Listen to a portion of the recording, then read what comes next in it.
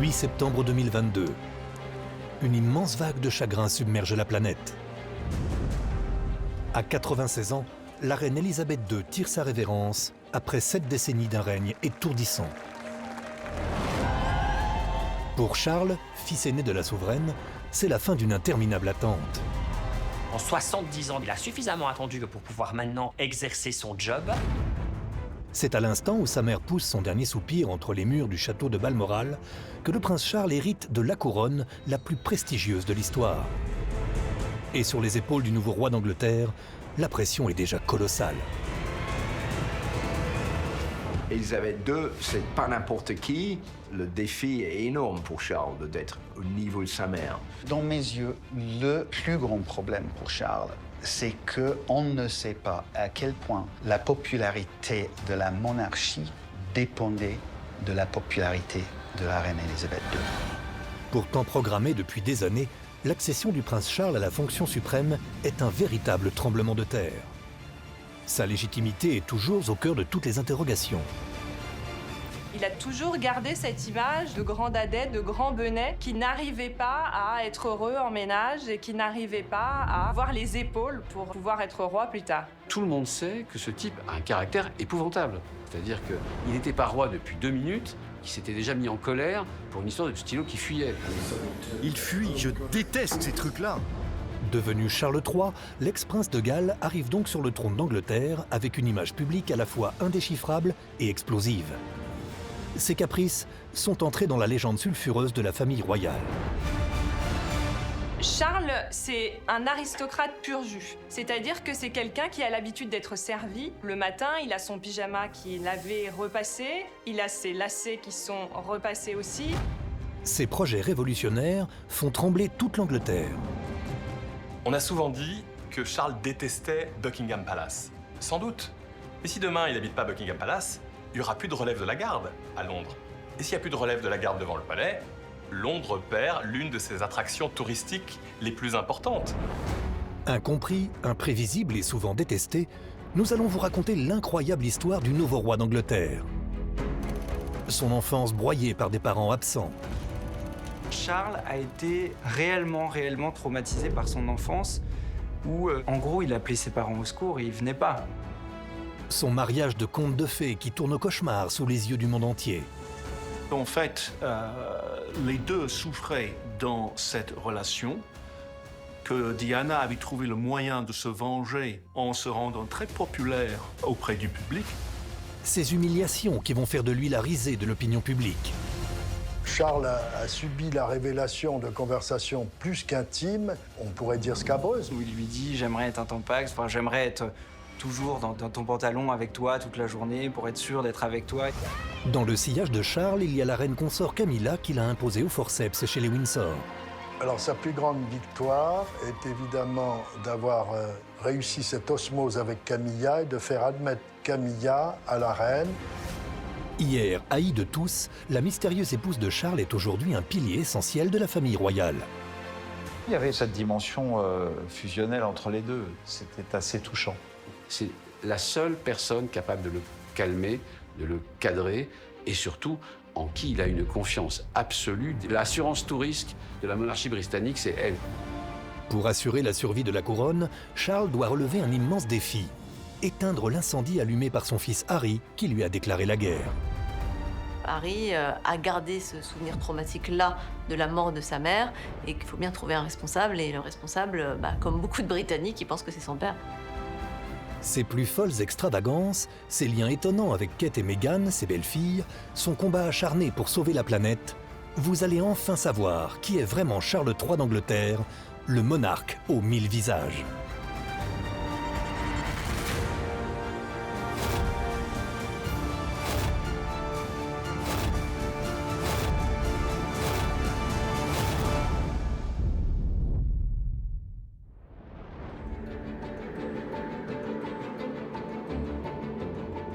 Alors que la reine Elisabeth vit ses derniers instants entre les murs du château de Balmoral, c'est au chevet de sa mère que Charles mène une délicate opération survie de la couronne.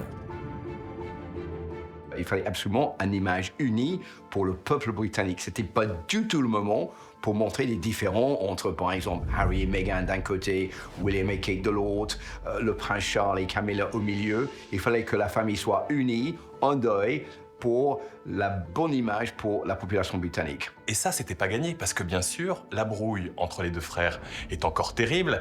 Et Charles, pour lui, c'est absolument impensable de montrer une famille divisée alors qu'on s'apprête à enterrer la reine. Dans des circonstances aussi tragiques que la mort de la reine, le moindre faux pas serait fatal. Charles doit faire cohabiter les égos et les susceptibilités de chacun. Il y a eu des différends entre les membres de la famille royale sur ceux qui étaient appelés à aller à Balmoral avant le décès de la reine Elisabeth et ceux qui n'étaient pas arrivés à temps. Et déjà, il y a eu une certaine crispation. Ce qui est certain, c'est qu'il a fallu prendre des décisions et on imagine que dans les dernières heures, même si on n'a pas toutes les infos, il a fallu appeler les uns et les autres et dire à certains de venir et d'autres de ne pas venir. Est-ce que Meghan, oui ou non, aurait dû être invitée au chevet de la reine? C'est toute la question. Kate n'y est pas allée. Alors le prince Harry est arrivé trop tard auprès de sa grand-mère, mais finalement c'est aussi le cas du prince William. «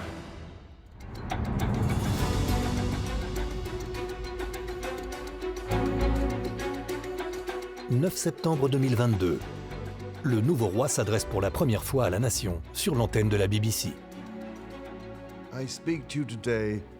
C'est avec un profond chagrin que je m'adresse à vous aujourd'hui.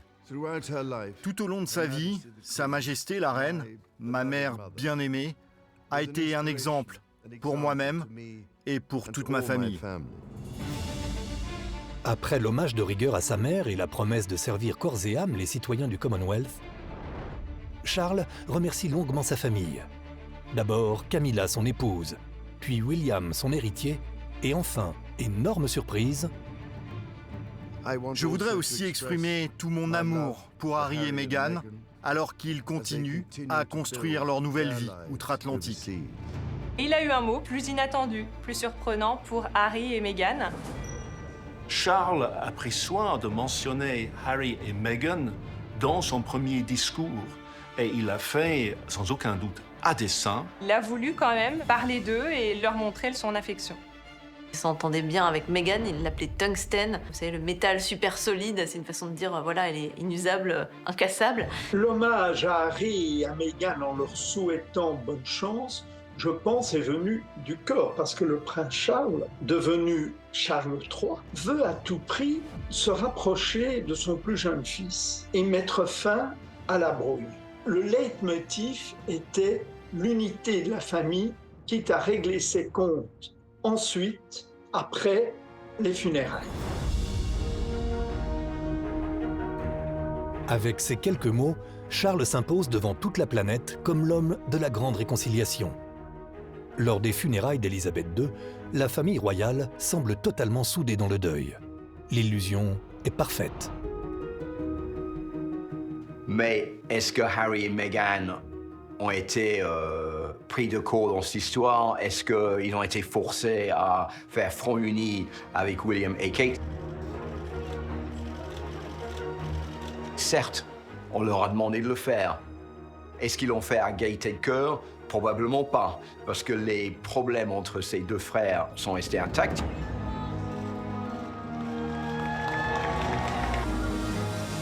Pour Charles, l'essentiel est ailleurs. Son examen de passage est réussi. Mais l'état de grâce ne va pas durer. Un petit objet anodin va provoquer le premier dérapage du règne de Charles III.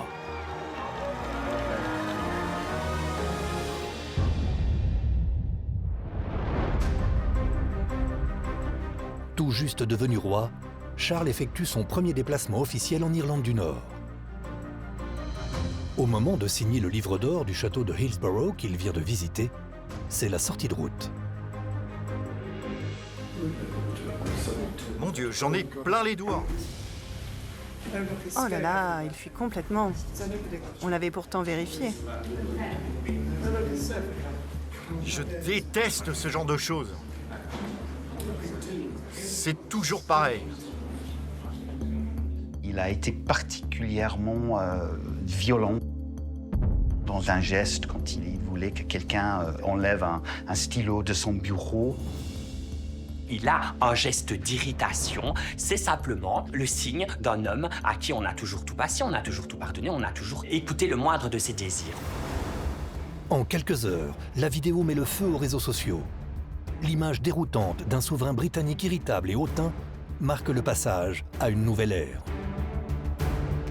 Parce que c'est quelque chose à quoi ne nous avait pas habitués. La reine Elisabeth II, qui était très stoïque, qui ne montrait pas ses sentiments, et à ce côté un peu colérique, un peu au-dessus du commun des mortels, parce que il n'est pas servi, parce que ça marche pas comme il l'entend. Derrière le personnage public souriant en toutes circonstances devant les caméras, se cacherait en réalité un homme ombrageux et surtout très autoritaire. Avec ces nouveaux sujets, le roi Charles III n'a que 3 points communs, je pense. Celui de dormir, de manger et de boire. Tout le reste, absolument tout le reste de la personnalité du nouveau souverain est complètement différente de ce que peut avoir le commun des mortels. Charles, par exemple, il n'a jamais touché de l'argent. Il n'a pas de passeport. Il n'a pas de permis de conduire. Le permis de conduire, c'est le moment qu'il accorde. Donc, il ne peut pas accorder un permis de conduire à lui-même. Et il ne peut pas sortir de Buckingham Palace pour faire ses courses.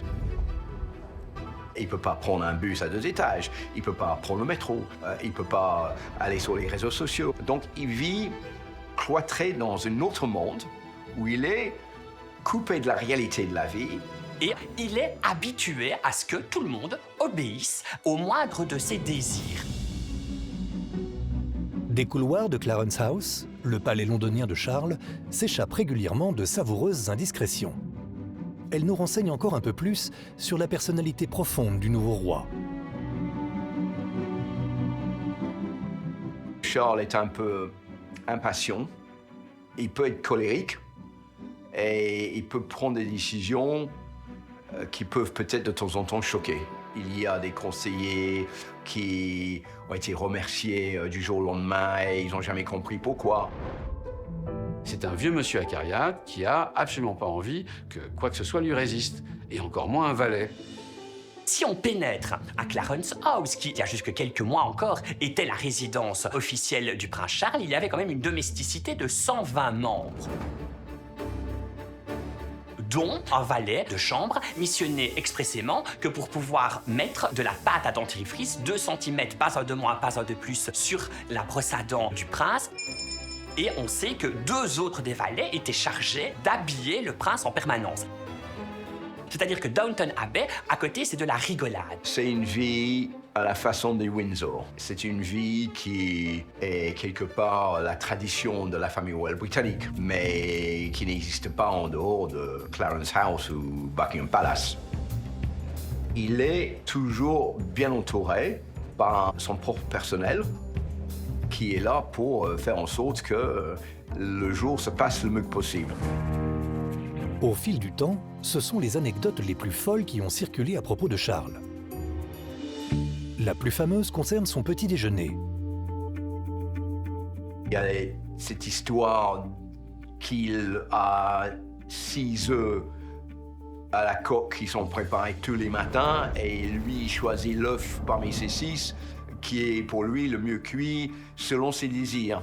Donc, il y a tous ces manies qui sont attribuées au prince Charles. On dit qu'il voyage souvent avec son siège de toilette à lui pour ne pas être obligé de s'asseoir sur celui des autres. Ça fait partie des choses qui lui ont été moquées dans les tabloïds. Est-ce que oui ou non on lui repasse son journal le matin?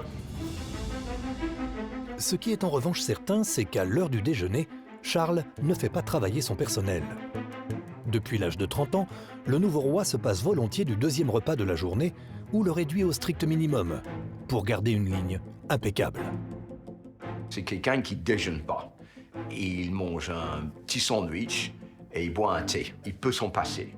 Donc c'est pas quelqu'un qui aime beaucoup passer beaucoup de temps à table. Je me souviens l'avoir suivi lors d'une tournée en province. Et lors du déjeuner, je dis à son secrétaire particulier, « Mais vous savez, moi j'ai faim. Sur le continent, on déjeune. » Il me dit, « Ah là, il y a un problème parce que son Altesse royale ne déjeune pas. » Et donc, on a dû se passer de déjeuner. Et il est même hors de question d'amener des sandwichs avec vous parce qu'il y avait des photographes et personne ne mangeait. Et Charles peut même à l'occasion se montrer sous un très mauvais jour. Il suffit pour cela de le faire sortir de sa zone de confort qu'il délimite au centimètre près. Quand on rencontre le prince Charles, son humour est à sens unique. C'est lui qui fait de l'humour. Et vous riez. Quand il fait une remarque, vous êtes censé dire « Vous avez tout à fait raison, Votre Altesse Royale ». Mais dès que vous sortez du chemin fléché, il ne le supporte pas. C'est un homme qui ne souffre aucune contradiction.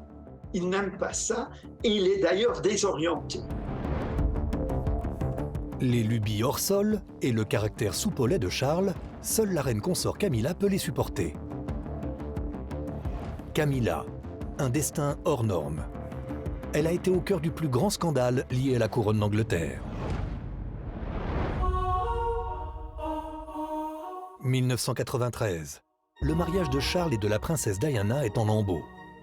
Coup de tonnerre, un tabloïd exhume une conversation téléphonique entre le prince de Galles et sa maîtresse de longue date, Camilla Parker Bowles.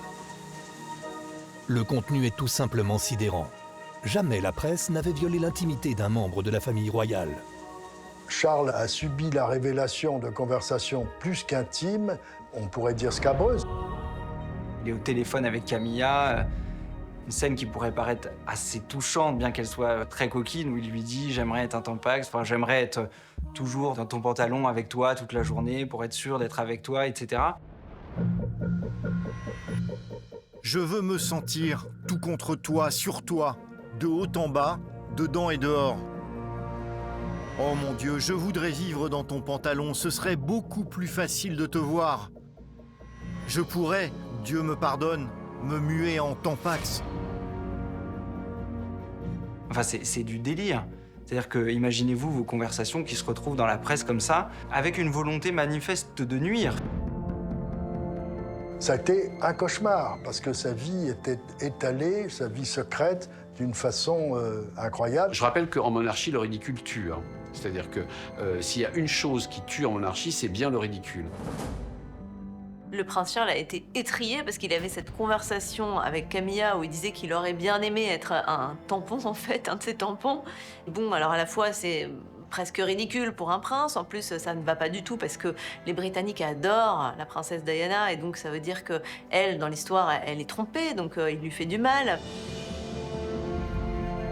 Et en fait, ça fait que Charles est ridiculisé et apparaît aussi comme le méchant, parce qu'il trompe cette gentille princesse qui n'a rien demandé. À partir du moment où vous êtes un prince ou un roi ridicule, vous mettez 20 ans à vous en remettre, et c'est d'ailleurs ce qu'il a fallu à Charles pour s'en remettre. Charles n'est pas l'unique victime de ce scandale sans précédent. L'opinion publique se déchaîne sur une femme entrée dans la vie du prince 20 ans plus tôt. Camilla, il l'a rencontrée en 71 pendant une course de polo. Ils sont tout de suite accrochés. À l'époque, Charles est un jet-setter professionnel insouciant, très amateur de jeunes et jolies filles. Il a été un coureur de jupons de première pendant des années et des années. La presse britannique l'a suivi de jeune femme en jeune femme en jeune femme, avec des voitures de luxe qu'il conduisait à toute berzingue dans Londres. Dans ce tourbillon de prétendantes, le prince de Galles jette son dévolu sur une jeune femme totalement atypique. C'est la revanche de la fille sur laquelle on misait pas un rond. Faut être honnête. Elle n'a pas le physique d'une star de cinéma. Camilla n'est pas du tout une femme discrète. Hein. Elle l'est par obligation, mais c'est pas du tout une femme discrète. C'est une femme qui a une énorme personnalité, dominatrice. Elle avait du bagou, elle avait un style qui lui a plu. Lui, l'aristocrate qui n'avait pas forcément l'habitude qu'on lui tienne tête ou qu'on lui dise des choses assez cash. Ils se sont aimés dès le premier jour. Quand ils se rencontrent quand même, elle lui dit « Mais savez-vous que ma trisaïeule a couché avec votre ancêtre ?» Enfin, elle a un humour fou. Malgré ses sentiments, Camilla refuse les contraintes de l'institution monarchique. Pas question de mariage. Même son de cloche du côté de la reine. Ni aristocrate ni vierge, Camilla n'a pas le pédigré pour épouser l'héritier du trône. C'est la couronne, c'est l'institution, c'est la raison d'État qui va refuser ce mariage. Malgré ce que la couronne a imposé, on sait désormais qu'ils ont maintenu des liens très très forts. Des liens que même les mariages respectifs de chacun ne viendront jamais entamer. Elle s'est mariée une première fois, elle a continué de voir son amant de prince, y compris quand il était marié. Elle ne s'en est jamais laissé compter. On lui demandait d'abandonner cette affaire, que ça ne posait que des problèmes, et ça n'a posé que des problèmes.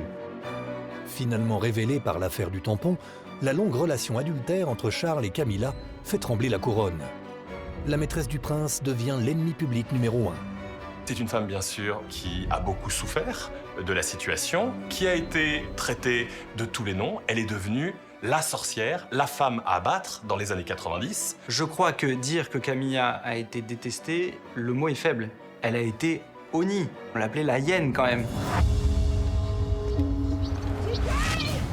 Il faut remettre les choses dans leur contexte. Elle a été harcelée par les médias, elle a été moquée, elle a été traquée et on l'a traînée dans la boue pendant des années. On l'appelait le Rottweiler. La femme agressive, la femme déterminée, la femme méchante, la femme qui était déterminée à tout faire pour détruire le mariage de Charles, pour prendre sa revanche sur Diana, qui était à la place qui était la sienne. Diana, c'est l'anti-Camilla. Aux yeux des parents de Charles, elle coche toutes les cases de la princesse idéale. Peu importe si le prince de Galles n'est pas amoureux, l'intérêt de la couronne passe avant tout. Charles s'y soumet. La preuve que Charles n'est pas un rebelle, c'est précisément qu'il épouse Diana. C'est-à-dire que c'est une jeune fille de bonne famille, qui est exactement telle que sa mère, Élisabeth, la voulait, c'est-à-dire quelqu'un qui n'a pas tellement de passé amoureux, qui est presque vierge de toute histoire, et dans laquelle tout le monde peut se projeter. Quand vous êtes le prince de Galles, quelle est votre mission principale? C'est de trouver la princesse de Galles, de faire un mariage, si possible, brillant, et de faire des enfants. Quelle pression énorme pour un jeune homme, ou même un trentenaire, que de devoir trouver, non pas seulement la femme de sa vie, mais la princesse et la future reine de son royaume. Est-ce que Charles a fait un grand sacrifice en épousant Diana? Dans une certaine mesure, c'est vrai. C'est à ce moment-là qu'il a compris qu'en tant qu'héritier du trône, il fallait qu'il produise un héritier à son tour. C'est ça la règle de base d'une monarchie. Il faut des héritiers à chaque fois. Donc, au nom de ce principe, il s'est marié avec Diana. Peut-être qu'il espérait qu'avec le temps, il en tomberait complètement amoureux. Avant leur union, Charles et Diana ne se verront en tout et pour tout qu'à 5 reprises. Mais peu importe. Avec ce mariage entièrement arrangé, le prince de Galles répond exactement aux exigences de sa mère. Le 29 juillet 1981, la grand-messe à laquelle 750 millions de téléspectateurs assistent, c'est purement un devoir qu'est en train d'accomplir le prince Charles. Il est l'héritier de la couronne et il sait très bien qu'il n'a pas le choix d'épouser cette jeune femme dont le monde entier est tombé amoureux, sauf lui. Wilt thou have this woman to thy wedded wife? I will. Diana Francis. Wilt thou have this man to thy wedded husband? I will.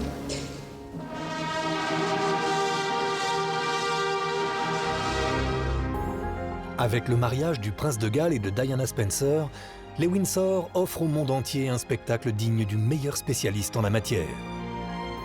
Ils ont vraiment voulu refaire un film Disney, avec une princesse Disney, en robe blanche, et un prince charmant. Ça a été monté de toutes pièces pour ça. Elle a été mariée de cette façon-là, et elle a été présentée au monde comme cela. Si vous regardez la robe du mariage de Diana, c'est une reproduction, une copie conforme de celle de Cendrillon ou de La Belle au bois dormant. Au moment où elle pénètre dans la cathédrale Saint-Paul, Diana devient instantanément une icône planétaire. Hormis la reine Élisabeth et le prince Philippe, personne ne sait que la princesse de conte de fées n'est pas la femme qui fait battre le cœur de Charles. En fait, la vérité, c'est qu'il a déjà trouvé. Sauf que cette femme, 1, il ne pouvait pas l'épouser, c'était Camilla, et 2, elle était déjà mariée. Et que, malgré des tentatives, Charles n'arrive pas à oublier la femme qu'il aime, Camilla. 21 juin 1982, Charles et Diana accueillent William 1 an à peine après leur mariage. Sur le papier, le scénario se déroule sans la moindre fausse note. C'est le conte de fées total, et assez vite ça dégénère parce que Charles est amoureux de quelqu'un d'autre, parce qu'il n'arrive pas vraiment à rompre, donc il y a la liaison. Diana va très vite réaliser que le cœur de son mari appartient à une autre femme. Charles ne fait rien pour la rassurer. Le vernis craque. son attitude envers elle pendant leur mariage et dans les années après, c'était clair. Je veux dire, c'était évident. Tout le monde pouvait voir à quel point cette relation était empoisonnée. Elle n'a pas compris ce qui a été compris dans beaucoup de familles royales au cours des siècles, c'est-à-dire qu'être la femme d'un roi, ce n'est pas nécessairement être l'objet de toute son affection. La naissance de Harry en 1984 n'y changera rien. À couteau tiré, Charles et Diana vivent conjointement un enfer. Il a fait le maximum, ça a été très douloureux. On sait que William et Harry, quand Charles et Diana se disputaient, fermaient la porte de leur chambre.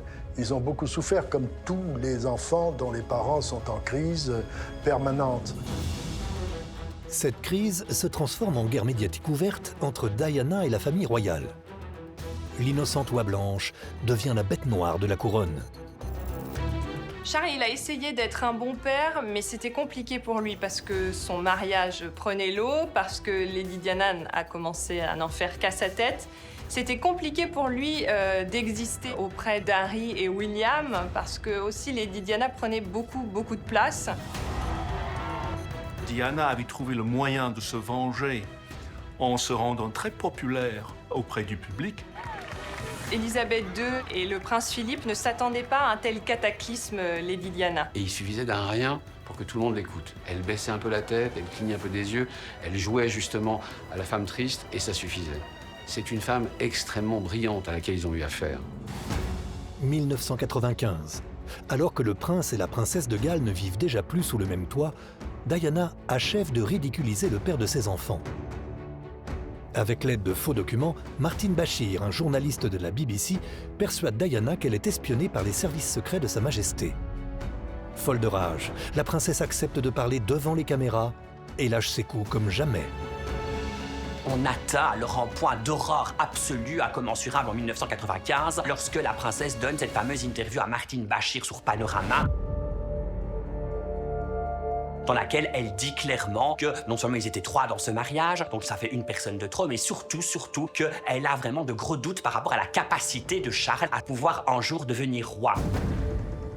On dit qu'Élisabeth II est estomaquée, est épouvantée. C'est d'ailleurs cette interview qui fait que quelques semaines plus tard, on annonce la décision du divorce. Ça s'est retourné contre Charles, ça a été dévastateur. Ça, c'est évident. Aux yeux du monde, Charles paraît comme étant un homme infidèle, tout comme il y a des millions d'hommes et femmes infidèles sur la planète. Prononcé en 1996, le divorce de Charles et Diana symbolise la victoire par chaos de la princesse de Galles sur la famille royale. Elle savait utiliser les médias.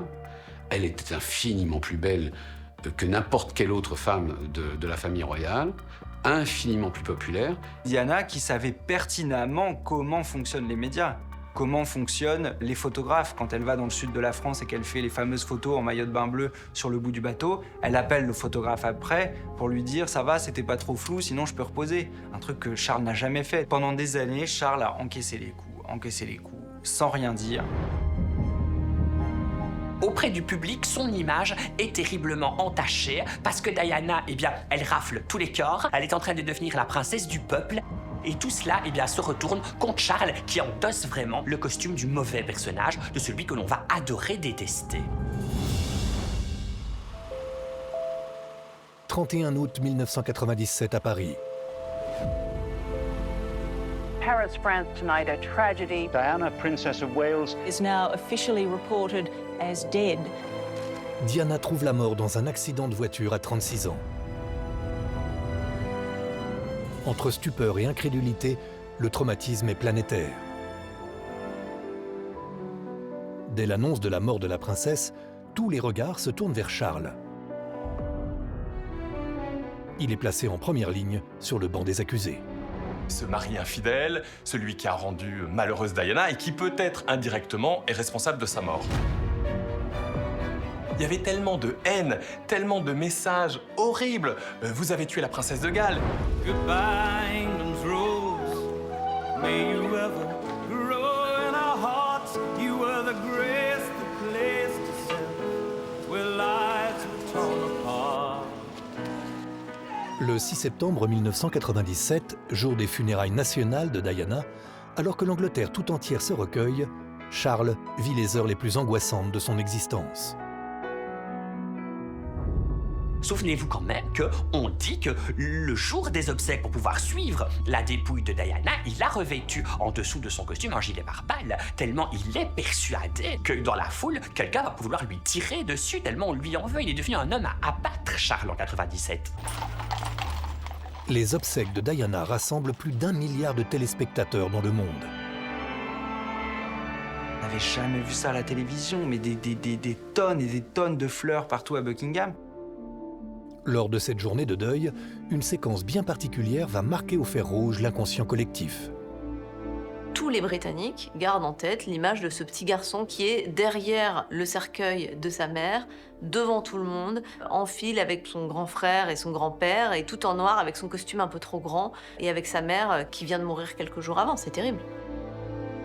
Devant des dizaines de caméras, Charles ne montre qu'un seul et minuscule geste d'affection pour son fils cadet.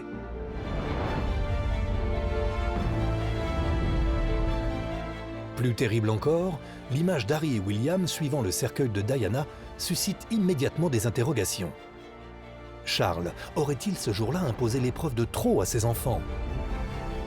Est-ce que c'est une bonne idée que les deux fils suivent le cercueil de leur mère? C'est assez compliqué de savoir ce qui s'est passé exactement. Il y avait le frère de Diana, Charles Spencer, qui ne voulait pas que les enfants marchent derrière le cercueil. Et puis, il y avait effectivement Charles qui voulait que ses deux fils soient auprès de lui. Les enfants ne voulaient pas forcément. Et c'est le duc d'Édimbourg, le prince Philippe, qui finalement a dit « Si j'y vais, est-ce que vous venez les garçons ?» Et tout le monde a été derrière le cercueil. Avec la disparition de Diana, Charles se retrouve entièrement investi d'un rôle plutôt abstrait pour lui jusque-là.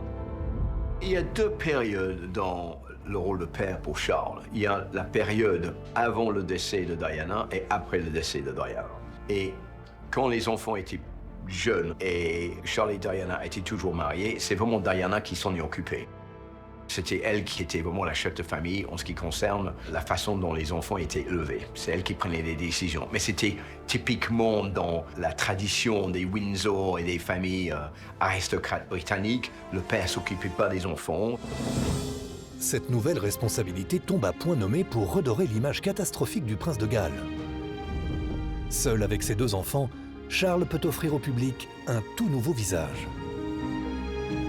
La mort de Diana, qui a été un véritable choc, d'abord un choc personnel, national, international, a remis un peu l'église au milieu du village. Il fallait reconstruire une image positive de lui-même qui a été très écornée après la mort de Diana. Et donc pour Charles, c'était essentiel de montrer que je m'occupe de mes enfants, de nos enfants, et je fais tout dans mon pouvoir pour être sûr que mes enfants soient heureux. Il y avait deux enfants relativement jeunes, très jeunes même, dont il fallait s'occuper. On voyait bien que leur grand-mère n'était pas faite, n'était pas là pour ça. Et c'est peut-être la première fois et la seule fois de sa vie où Charles a une vraie utilité au sens humain du terme. Là, il a dû assumer le rôle de père complètement, entièrement, et il les a, pour le coup, protégés. À partir de 1997, Charles est pour la première fois un père à plein temps. Autrefois chasse gardée de Diana, les voyages en famille se multiplient pour montrer que le prince de Galles veut rattraper le temps perdu. Charles, c'est une certitude, a été un bien meilleur père qu'un mari. Il aime ses fils. Il a essayé d'être auprès d'eux à sa manière. Il les accompagne à un concert des Spice Girls. On se souvient tous d'avoir vu des photos. Ils partent en vacances ensemble, l'année même du décès de Diana, en Afrique, au Kenya. Ils parlent beaucoup aussi. On dit avec eux. Et on sait que William et Harry se confient à leur père et leur disent se souvenir d'avoir entendu à de nombreuses reprises Diana pleurer, enfermée dans la salle de bain, et d'avoir passé des mouchoirs en papier sous les portes pour pouvoir tenter de consoler leur mère. L'image d'un prince de Galles au service de ses deux enfants en deuil de leur mère émeut le monde entier. Pourtant, à l'abri des caméras, Charles est loin d'être un père parfait. C'est pas toujours facile, bien sûr, quand on est le prince de Galles et quand on a un agenda long comme le bras avec des déplacements dans le monde entier. Mais bien plus que les obligations liées à sa fonction, c'est la concrétisation d'un projet plus personnel qui occupe Charles à plein temps. La presse présentait le prince comme un père parfait avec ses 2 fils orphelins, mais c'était pas du tout la réalité. La réalité, c'est qu'il était absent parce qu'il était tout le temps avec Camilla, à comploter comment la faire accepter, d'abord par la famille royale et ensuite par l'opinion publique. Longtemps après la mort de Diana, William a tenu rigueur à son père de tout faire pour faire accepter Camilla, au détriment de ses devoirs parentaux.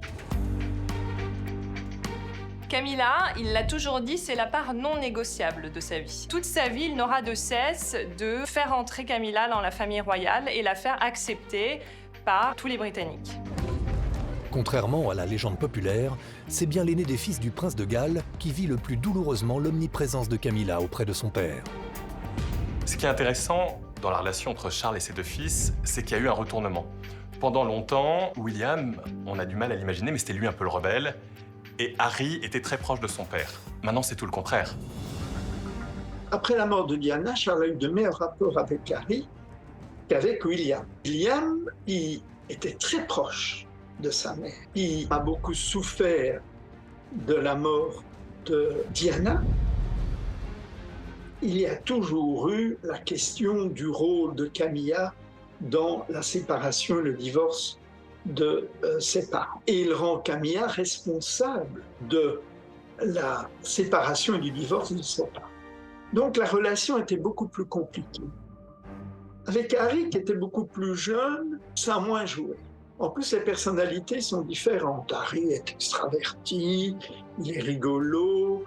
Le prince Charles admirait Harry pour ça. Tandis que William ressemblait plus à sa grand-mère, qu'il avait d'ailleurs formatée. Il est aussi tout à fait possible d'imaginer que pour Charles, qui dans sa jeunesse était pas rebelle, mais avait des tendances, qui voulait s'exprimer, qui voulait penser indépendamment de la famille, etc. On peut tout à fait imaginer que Harry, pour Charles, représente le jeune homme qui n'a pas pu être lui-même. Harry et William, en fait, représentent les 2 côtés du personnalité, du personnage de leur père. Il est beaucoup plus proche de William, non pas sans doute par inclination, peut-être que si, mais surtout par devoir. Parce que William, c'est l'héritier, c'est lui qui va accéder au trône après Charles. L'histoire incroyable leur a donné le même parcours. Donc on sait qu'il y a des conversations très proches entre les 2.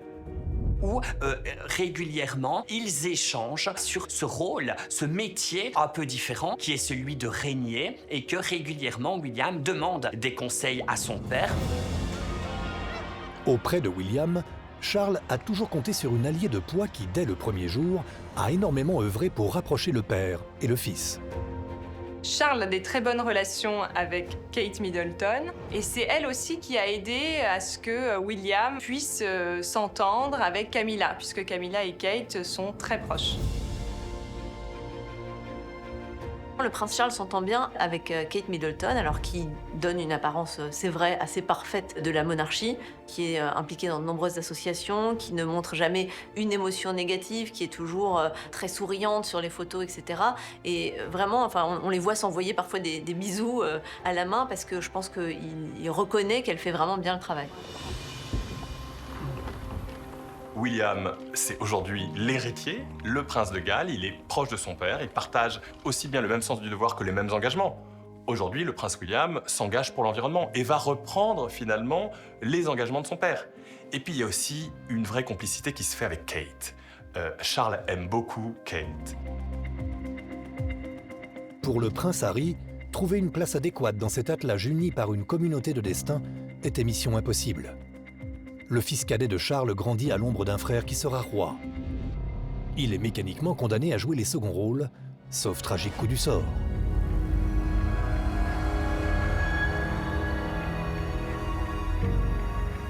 De la même manière que Charles va succéder à sa mère et donc doit tuer sa mère pour lui succéder, de la même manière, le frère ne peut exister que si son frère aîné meurt. jusqu'au moment où ce frère aîné a lui-même des enfants, est une situation insupportable à vivre psychologiquement. L'équation qui est proposée à Harry apparaît donc bien comme totalement insoluble. C'est le début des problèmes. Pour moi, Harry est dans une position extrêmement compliquée. Il est le prince qui est la roue de secours.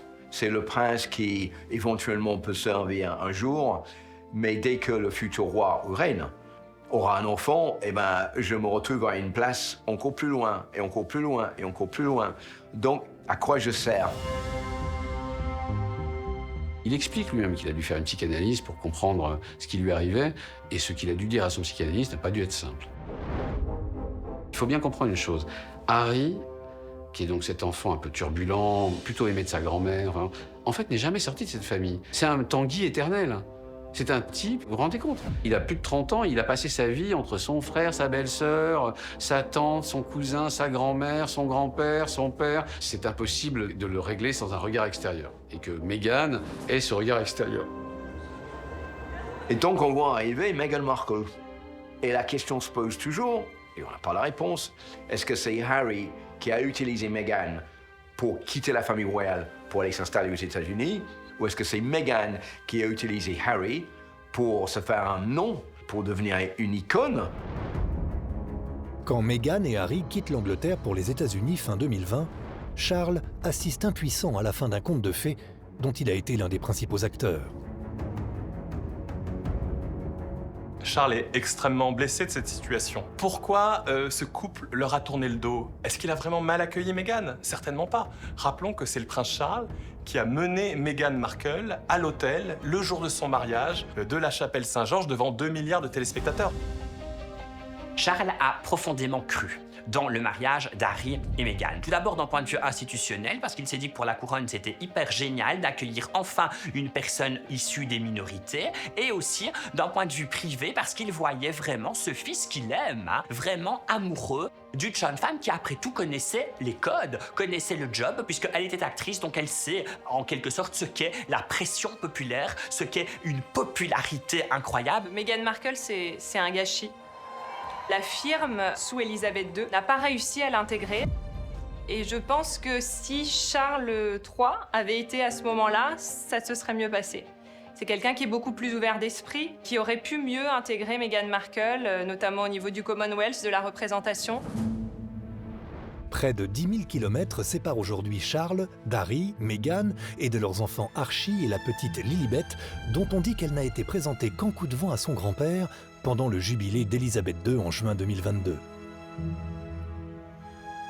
Charles, c'est un grand-père qui est attaché en fait à ses petits-enfants. Et c'est vrai que du fait que Harry est très loin d'eux, eh ben, il voit beaucoup moins Archie et Lilibet en fait. Et donc possiblement, pour lui personnellement, ça serait une victoire d'arriver à ramener Harry, ou en tout cas de renouer les liens et de se voir un peu plus souvent. Ça serait une victoire personnelle, ça serait aussi sans doute une victoire pour la monarchie. Il est très très peiné de la situation avec Harry et Meghan. Je pense qu'il ne s'attendait pas à ça. Je pense aussi que pour son règne, qu'il a mûrement réfléchi depuis des années et des années, il aurait voulu être épaulé par ses 2 fils, clairement, et que là, il en manque un.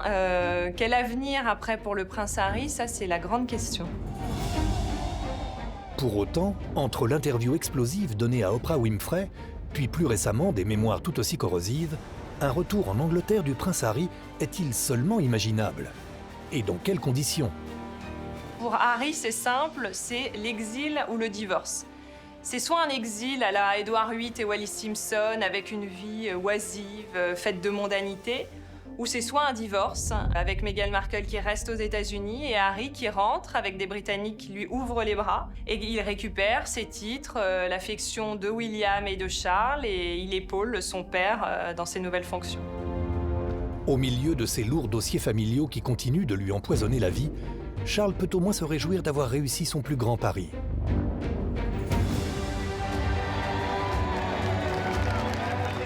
Camilla est une reine consort qui fait l'unanimité. L'ancienne pestiférée bénéficie aujourd'hui de plus de 50% d'opinions favorables chez les Anglais. C'est une longue histoire d'amour qui a fini par aboutir. Et les gens, ils aiment ça.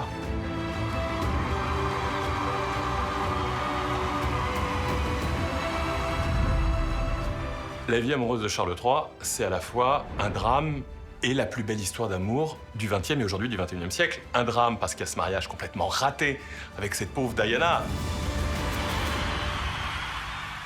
Camilla, elle a réussi ce que personne d'autre n'a fait. Déjà, elle venge toutes les femmes qui sont amoureuses d'un homme qui est déjà marié, qui est déjà père de famille, qui continue quand même à croire en un amour qui est impossible.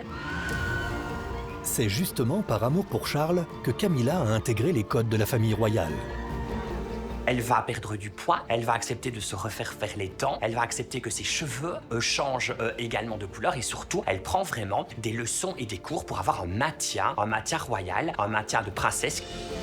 Une princesse qui apporte une touche de simplicité bienvenue dans l'univers ultra protocolaire de la famille royale. J'ai rencontré Camilla à plusieurs reprises. Le souvenir que j'en ai, c'est d'une femme sympathique, ouverte, qui s'intéresse à vous.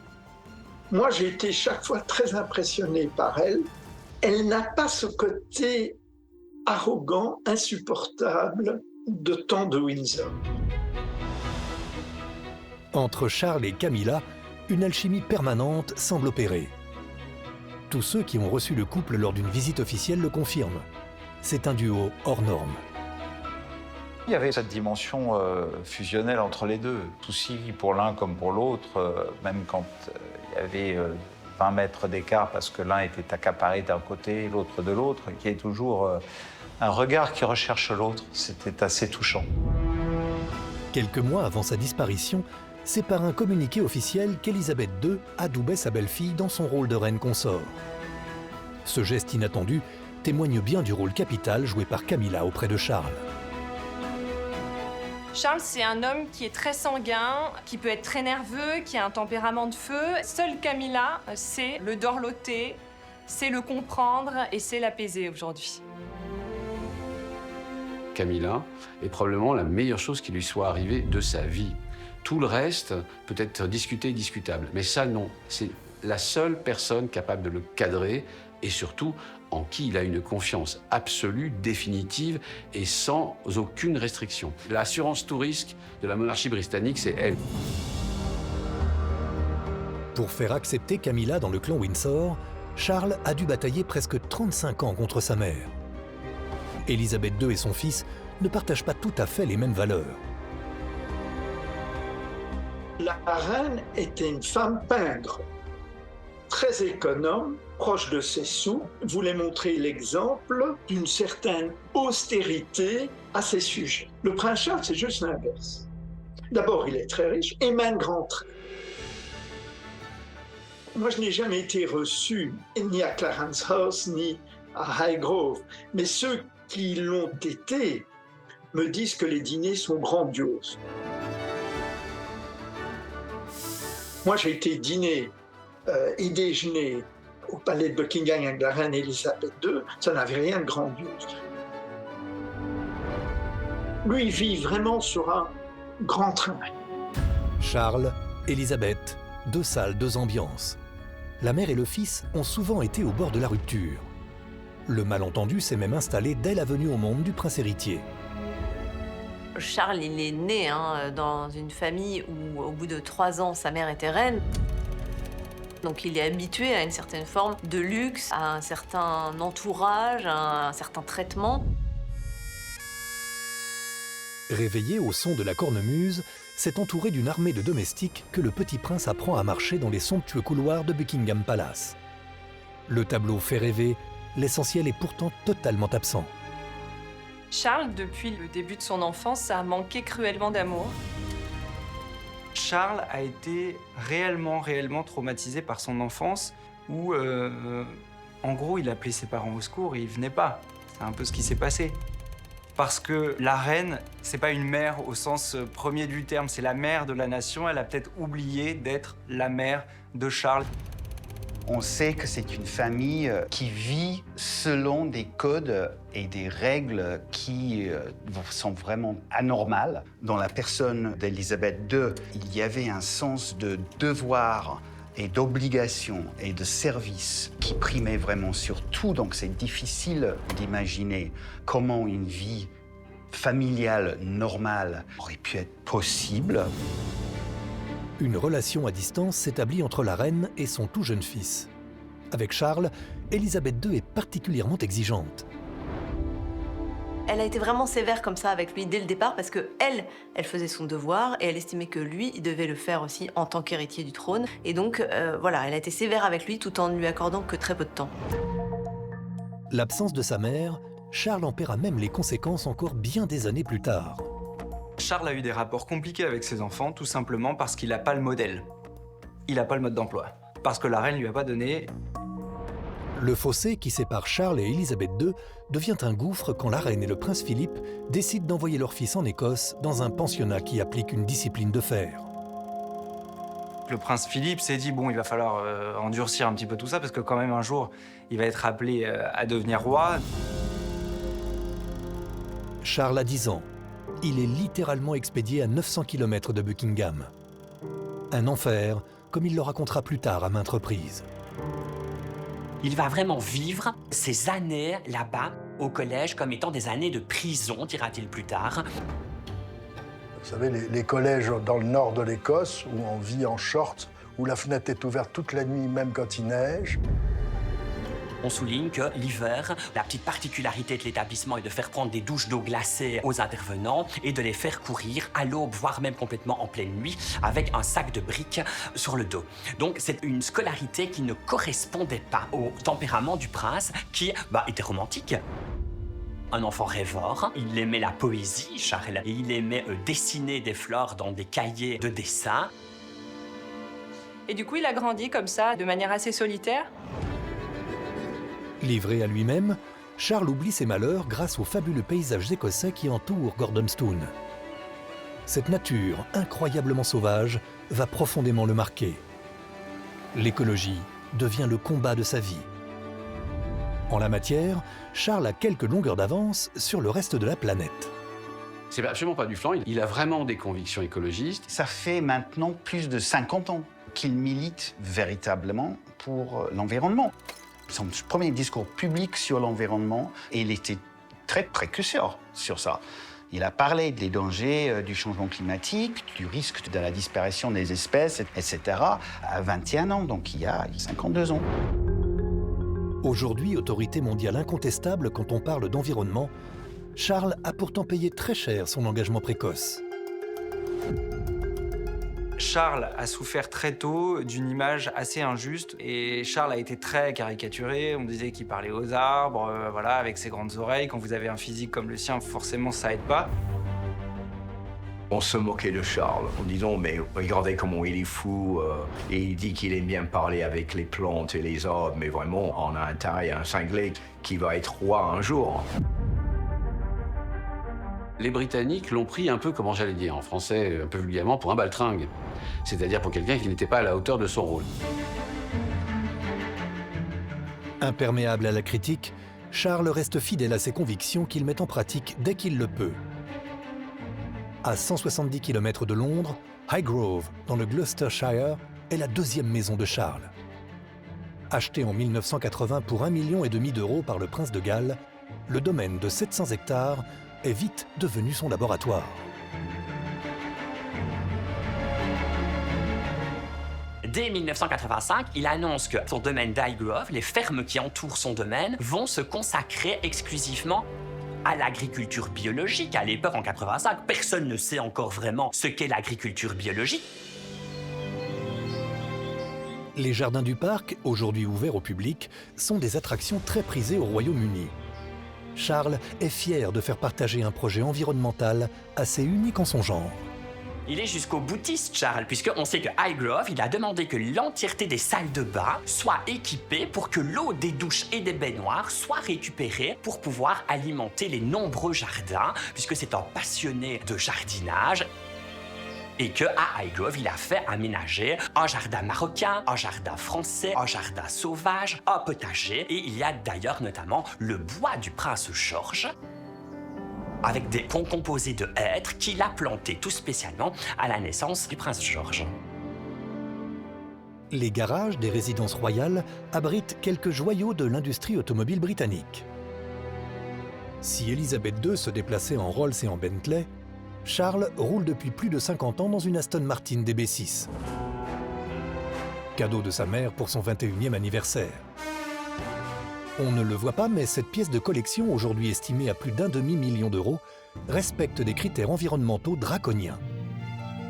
Son Aston Martin, que le monde connaît puisque le véhicule sera utilisé lors des mariages de Kate et de William et de Harry et Meghan, eh bien, il le fait équiper de bioéthanol. Sauf qu'il est tellement pointilleux, le prince Charles, qu'il va lui-même jusqu'à créer ce bioéthanol. Et on dit qu'il est fait à base de résidus de vin blanc anglais et de fabrication d'une matière qui intervient dans la fabrication de fromage blanc. C'est vous dire à quel point il est bio à 100%.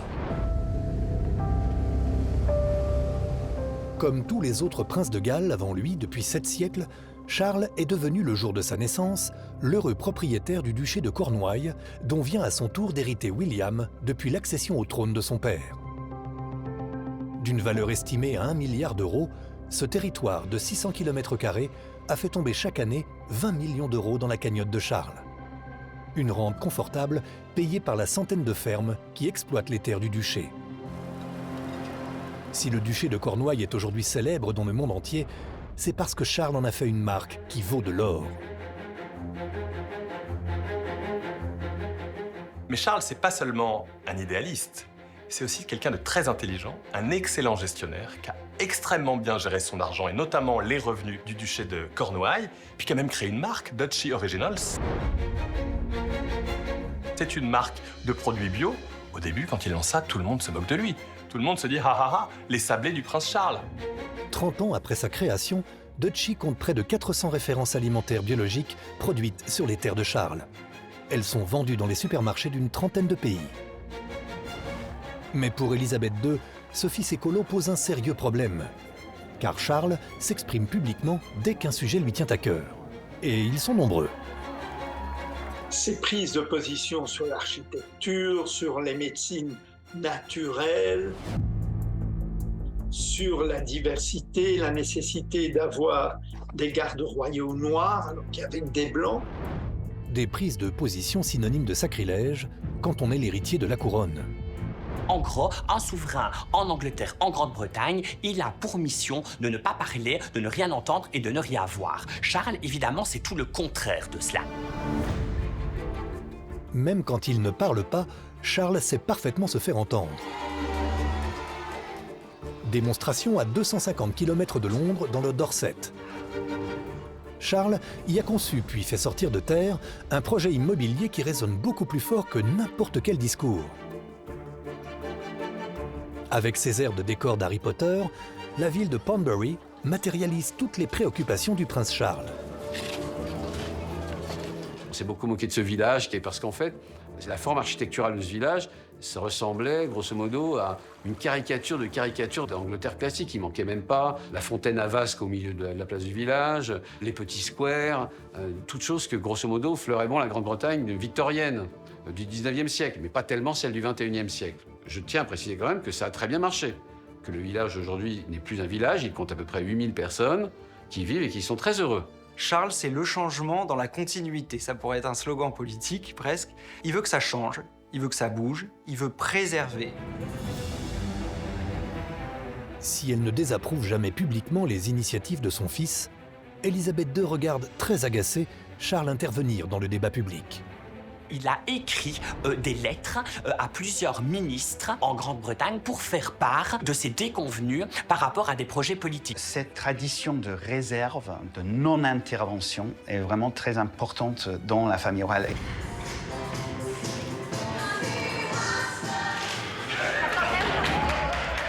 Sur ce terrain, la mère et le fils ne seront jamais d'accord. Charles est régulièrement convoqué à Buckingham pour être recadré par la souveraine.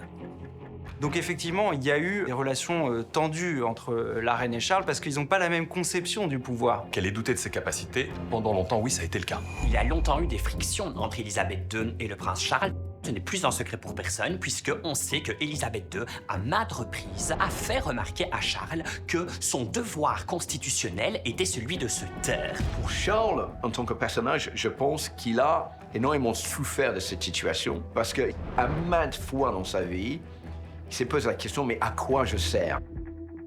Malgré toutes ces turbulences, Charles et Élisabeth II n'ont pas coupé les ponts. Ils n'ont même jamais été aussi proches que pendant la fin de règne de la souveraine. Les dernières années ont vu un rapprochement entre la mère et son fils aîné. Il y a eu des tas de désaccords, surtout sur ses interventions publiques. Mais dès que le prince de Galles l'a rassuré que lorsqu'il deviendra roi, il cessera d'intervenir sur des sujets controversés, la reine était rassurée. S'ils ont eu de gros conflits par rapport à des prises de position que le prince a pu avoir, eh bien ces dernières années, Élisabeth II avait vraiment avec Charles des discussions par rapport au métier qui allait devenir le sien, de très longues discussions. Ils se sont très fort rapprochés lors de cette dernière décennie. En juin 2022, lors du jubilé de diamant d'Élisabeth II, Charles lui témoigne toute son affection devant des millions de spectateurs. On se souvient de cette scène incroyablement tendre, le soir du grand concert qui est donné pour le jubilé. C'était une façon très tendre de rendre un hommage aussi à sa mère, en disant « Je sais, je me doute, je sens que bientôt ce sera mon tour, mais pour l'instant c'est encore elle, donc continuez à l'acclamer, continuez à l'applaudir. » Ce soir-là, Charles ne s'adresse pas à la reine d'Angleterre, mais bien à sa mère. Your Majesty, Mamie.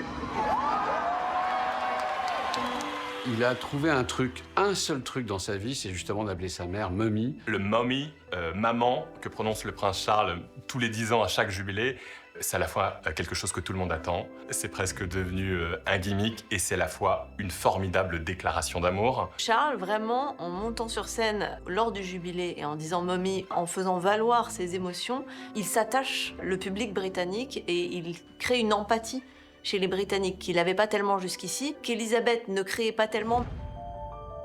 Charles est au fond un rebelle à deux visages. Prêt à défier Élisabeth II pour défendre ses convictions, il reste au fond de lui un authentique Windsor, viscéralement attaché à la tradition monarchique.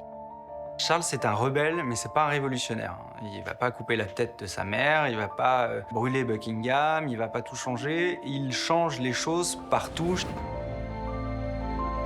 Ces changements, certains membres de la famille royale en ont déjà subi les conséquences.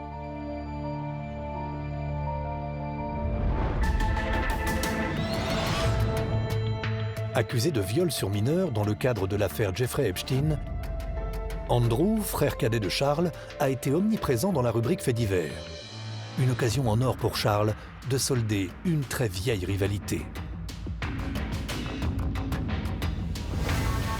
Les 20 années à venir de la monarchie britannique, où il y aura au moins un paria, ce sera Andrew. Il faut dire que Charles et Andrew n'ont pas grandi ensemble. Ils ont plus de 10 ans d'écart. La reine Élisabeth II s'est très peu occupée de Charles, beaucoup plus de Andrew. Et du coup, il y a une forme de rivalité entre Charles et Andrew. Également, Andrew a toujours été considéré comme le chouchou, le fils préféré de la reine Élisabeth II. Andrew est l'enfant de la réconciliation entre la reine Élisabeth et le prince Philippe. Il a eu droit à toute l'attention dont Charles a lui été privé. Forcément, les relations entre frère aîné, mal aimé et cadet en recherche de reconnaissance ont été compliquées. Il n'y a jamais eu de rapport, quasiment, on peut dire des choses comme cela, entre Charles et Andrew. Il y a d'abord eu, de la part de Charles, en effet, un sentiment d'inégalité, pour ne pas dire de jalousie, par rapport au traitement qui est réservé au prince Andrew, à qui on passait tout, qui a toujours été le petit chouchou de la reine. Charles a dû subir, se conformer aux expectations, aux codes et aux règles de la famille royale. Andrew, non. Charles, c'était celui qui était destiné au trône, donc c'était à lui de faire preuve de rigueur, de vertu, tandis que Andrew était plus libre. Et sa réputation, pour tout dire, était plutôt non seulement d'un homme libre, mais un peu d'un libertin. Déjà coupable aux yeux de Charles d'avoir fait entrer la très sulfureuse Sarah Ferguson chez les Windsor, Andrew commet l'irréparable en se liant d'amitié avec le pédocriminel américain Jeffrey Epstein. Le scandale est hors de contrôle. Dans la tempête, la reine Élisabeth ira jusqu'au bout pour protéger son deuxième fils. Élisabeth II a été très clémente avec son fils chouchou, son fils préféré. Il se murmure qu'elle a quand même payé l'accord financier pour éviter le procès. Elle l'a soutenu, ce qui n'était pas le cas de Charles. Face au scandale et sous la pression de Charles, Élisabeth II accepte finalement qu'Andrew soit déchu de ses titres honorifiques. On dit qu'au château de Windsor, un soir, il y a vraiment une discussion très franche avec Élisabeth II, Charles et William, et que Charles et William tapent du poing sur la table, vraiment face à Élisabeth II, et exigent que, suite à l'affaire Epstein, qui va entacher, certes, l'image du prince Andrew, mais aussi toute l'image du clan Windsor et de la couronne britannique, c'est le prince Charles et William qui exigent donc que le titre, le prédicat d'Altesse royale soit retiré à Andrew. Maintenant seul aux commandes de la famille royale, Charles peut sans état d'âme mettre définitivement à l'écart ce frère si embarrassant pour l'institution. Du jour au lendemain, le roi pourrait tout simplement couper les vivres à son frère. La première chose que fait Charles en rentrant, c'est de liquider, non pas physiquement son frère, mais la personnalité publique. Andrew est persona non grata pour Charles III, et ça ne changera jamais. Et ce qui est plus terrible encore, c'est que c'est pas sûr qu'il laisse les filles d'Andrew, ses nièces, les princesses Béatrice et Eugénie, prendre ne serait-ce qu'une once de responsabilité. La maison d'York, la famille York, est bannie de la couronne. Ce qui est sûr, c'est que sur le balcon de Buckingham à l'avenir, il y aura beaucoup moins de monde lors des cérémonies officielles. Au-delà de l'affaire qui a provoqué l'éviction d'Andrew, Charles a toujours milité pour une réduction à minima de la famille royale, cantonnée à la stricte lignée héréditaire. Moins de scandales potentiels et aussi, et surtout, moins de dépenses. Et bien qu'il soit très riche, il tient aussi, comme le voulait sa mère, à réduire le nombre de gens qui dépendent de lui. Ça coûte cher. Économe comme sa mère, Charles III n'a jamais eu l'œil sur la calculette pour ses emplettes personnelles. Le souverain est depuis longtemps client assidu des plus prestigieuses maisons londoniennes. Anderson et Shepard pour les costumes, Turnbull et Acer pour les chemises, et l'incontournable John Lobb pour les chaussures. Tout est fabriqué sur mesure, évidemment, à des prix forcément stratosphériques, mais le résultat est à la hauteur. Au fil du temps, Charles est devenu une icône comme Élisabeth II avant lui. Il serait même aujourd'hui l'homme le plus élégant du monde. Ce qui est amusant, c'est que Charles devient une icône de la mode comme sa mère. C'est-à-dire qu'on s'est beaucoup moqué des chapeaux du style d'Élisabeth II avant de les trouver furieusement fashion à la fin de sa vie. Charles, effectivement, est quelqu'un qui a un certain chic. Il est habitué à porter des beaux vêtements et à être toujours à la bonne tenue de circonstance, en fait. Par exemple, il va en Écosse, il va mettre son kilt avec ses grandes chaussettes. Il s'adapte toujours à la situation et il porte effectivement des vêtements de marque, des vêtements bien coupés, des vêtements de tailleur. Aujourd'hui, le style de Charles est bien intemporel. C'est quelque chose de très classique, tellement classique que c'est devenu rare. C'est-à-dire un costume parfait, cravate et pochette qui ne doivent jamais être assortis, il faut le dire. Cet homme qu'on moquait pour son physique, pour ses grandes oreilles, pour son côté maladroit, est devenu presque un playboy, un sex symbole. En tout cas, c'est un homme qui a beaucoup de classe, qui sait s'habiller. Le style Charles III, c'est le chic sans le bling-bling. C'est James Bond, mais en mode gentleman farmer. C'est-à-dire que c'est jamais trop. Il y a toujours la petite pochette qui va bien, la cravate. On se demande pas s'il a, lui, bien boutonné ses vestes, il sait faire. Finalement, c'est ce côté presque qui rassure les Britanniques. Ce monde n'a pas vraiment changé et l'élégance britannique est toujours là. Pour entretenir encore un peu plus sa légende, Charles pratique un petit rituel, sorte de touche personnelle, que le monde entier guette avec délectation lors de toutes ses apparitions publiques. Oui. La main dans la poche, sans doute c'est un tic, mais c'est aussi une sorte de marque de fabrique. On sait que c'est lui. Et le geste de mettre la main dans la poche, c'est un de ces gestes que nous avons perdus aujourd'hui. mais que les gens employaient beaucoup autrefois. Donc c'est un geste qui a une importance traditionnelle. Il y a une certaine élégance dans le geste, même si ça peut devenir un tic, comme on l'a dit. Donc Charles, à mon avis, tout est très étudié chez lui. Ce n'est pas 100% spontané. Il a une forte personnalité, mais toujours souriante, facile d'approche, avec une espèce de décontraction. Ça m'a marqué, il aime bien avoir toujours une main dans sa poche, avec son costume à double rangée de boutons. À 74 ans, Charles III a survécu à toutes les tempêtes avant d'accéder à la fonction suprême. Hier incomprise, sa personnalité atypique, mélange subtil de tradition et d'hypermodernité, pourrait finalement lui assurer un règne qui sera tout sauf anecdotique. Les prochains épisodes de l'incroyable saga des Windsor font déjà saliver le monde entier.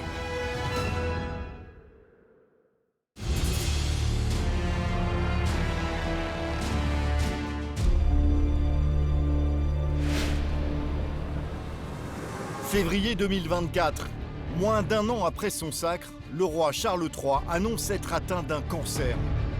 Une nouvelle qui fait l'effet d'une bombe pour les Britanniques. D'emblée, c'est l'inquiétude. Parce que ce roi dont on ne voulait pas, dont on ne voulait plus, qui arrive trop tard sur le trône, il devient soudain profondément humain et il devient un homme fragile. Ça sonne comme une sorte de malédiction. Ce roi qui a tant attendu pour régner va peut-être avoir un règne très très court. La malédiction aurait-elle commencé un an plus tôt alors que Charles monte sur le trône ? C'était la première fois qu'on voyait un rejet aussi total envers un monarque au Royaume-Uni. Alors au cœur de la tourmente, comment asseoir sa légitimité ? Certains Britanniques veulent se détacher de la figure de Charles III, que finalement le ciment de ce Royaume-Uni, de ce Commonwealth, c'était Élisabeth II. Connu pour son mauvais caractère, pourra-t-il remplacer sa mère dans le cœur de son peuple ? Voilà, on est sur un monsieur qui a un caractère assez volcanique et qui réfrène moins ses émotions que le faisait sa mère. Et c'est vrai qu'il se murmure qu'il a beaucoup de petits caprices. Des années auparavant, Charles, alors prince de Galles, avait déjà profondément déçu les Britanniques. Car derrière son mariage de conte de fées, se cachait en réalité une autre femme. Charles dit à Camilla qu'il lui manque tellement, qu'il a tellement envie de la revoir, qu'il aimerait, puisqu'il ne peut pas être avec elle et qu'il en est empêché, devenir un tampon hygiénique pour vivre à l'intérieur de Camilla. Ça fait un tollé, parce que déjà, on n'imagine pas du tout un prince de Galles s'exprimer de cette manière, et en plus de ça, on découvre qu'il a une relation adultère. Tombé en disgrâce au décès de Lady Di, comment Charles réussira-t-il à sauver son image dans l'opinion publique ? Charles et Camilla sont véritablement les ennemis publics numéro 1 en Angleterre. Surnommé le Rottweiler par la presse, comment Camilla Parker Bowles est-elle passée de la femme la plus détestée d'Angleterre à la reine consort ? Pour avoir le droit d'apparaître auprès de Charles et pour être un membre correct de la famille royale, eh bien, elle a fait un petit relooking, un petit ravalement de façade qui lui a quand même coûté la coquette somme de 116 000 €. Elle a finalement réussi à se métamorphoser de la vilaine marâtre à la gentille belle-mère avec laquelle on a envie de prendre une tasse de thé. Derrière la couronne de Charles se cache aussi un roi milliardaire. Comment a-t-il bâti sa fortune ? Sur le plan économique, si on pouvait le comparer, c'est un peu un grand patron qui a réussi finalement. On estime que la fortune personnelle de Charles III s'élève à 1,2 milliard d'euros. Un roi qui doit relever un défi de taille pour assurer la survie de la couronne, mettre fin à la guerre fratricide entre Harry et William. Alors, y parviendra-t-il ? William, il est très en colère, il a une colère noire envers son petit frère qui a balancé énormément de dossiers sur lui dans son livre, et aujourd'hui, il ne veut plus en entendre parler. La brouille entre William et Harry est une véritable ombre au tableau de Charles III. Parce que un monarque qui n'arrive pas à unir sa famille, comment peut-il unir un pays ? Scandale, argent, maladie, malgré les épreuves de la vie, Charles III réussira-t-il à prouver à ses sujets que loin d'être maudit, il est né pour régner ?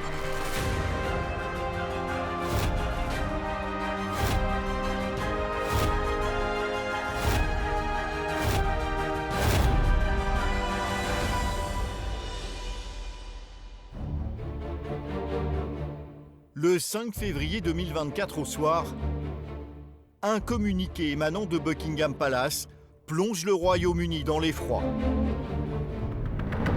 On y apprend que le souverain Charles III est atteint d'un cancer.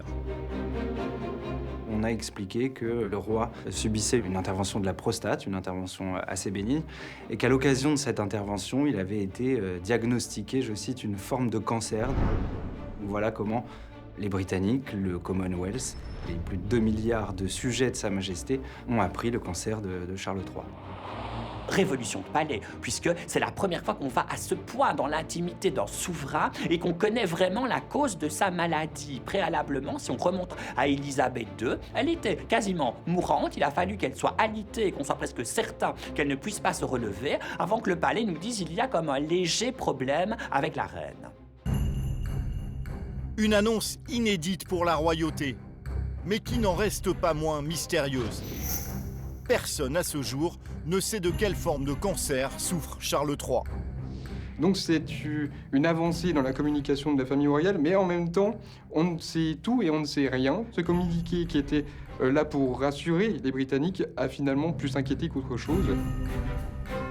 Eh bien, d'emblée, c'est l'inquiétude. Parce que ce roi dont on ne voulait pas, dont on ne voulait plus, qui arrive trop tard sur le trône, il devient soudain profondément humain et il devient un homme fragile. Scruté par la presse internationale, à l'affût de la moindre information sur son état de santé. Cette nouvelle a choqué et elle est à la une de tous les journaux ici.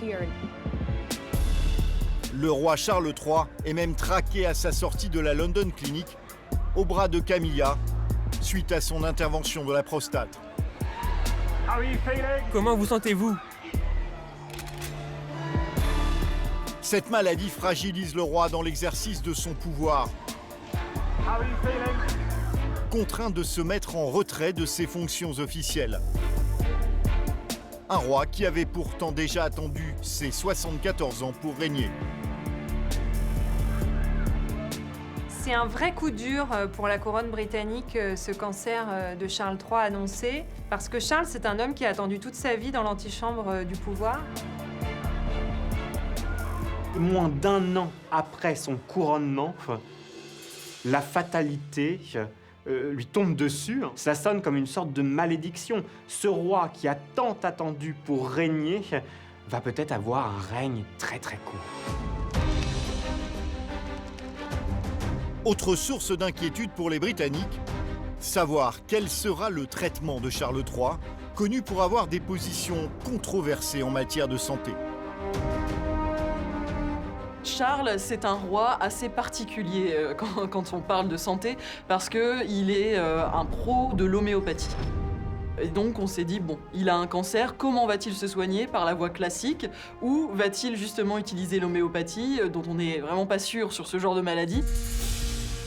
Lorsque Charles est devenu roi, il a nommé à la tête de la maison médicale le docteur Dickson, qui est fortement contesté. Pourquoi? Parce que selon lui, il faut vraiment se soigner à base de plantes.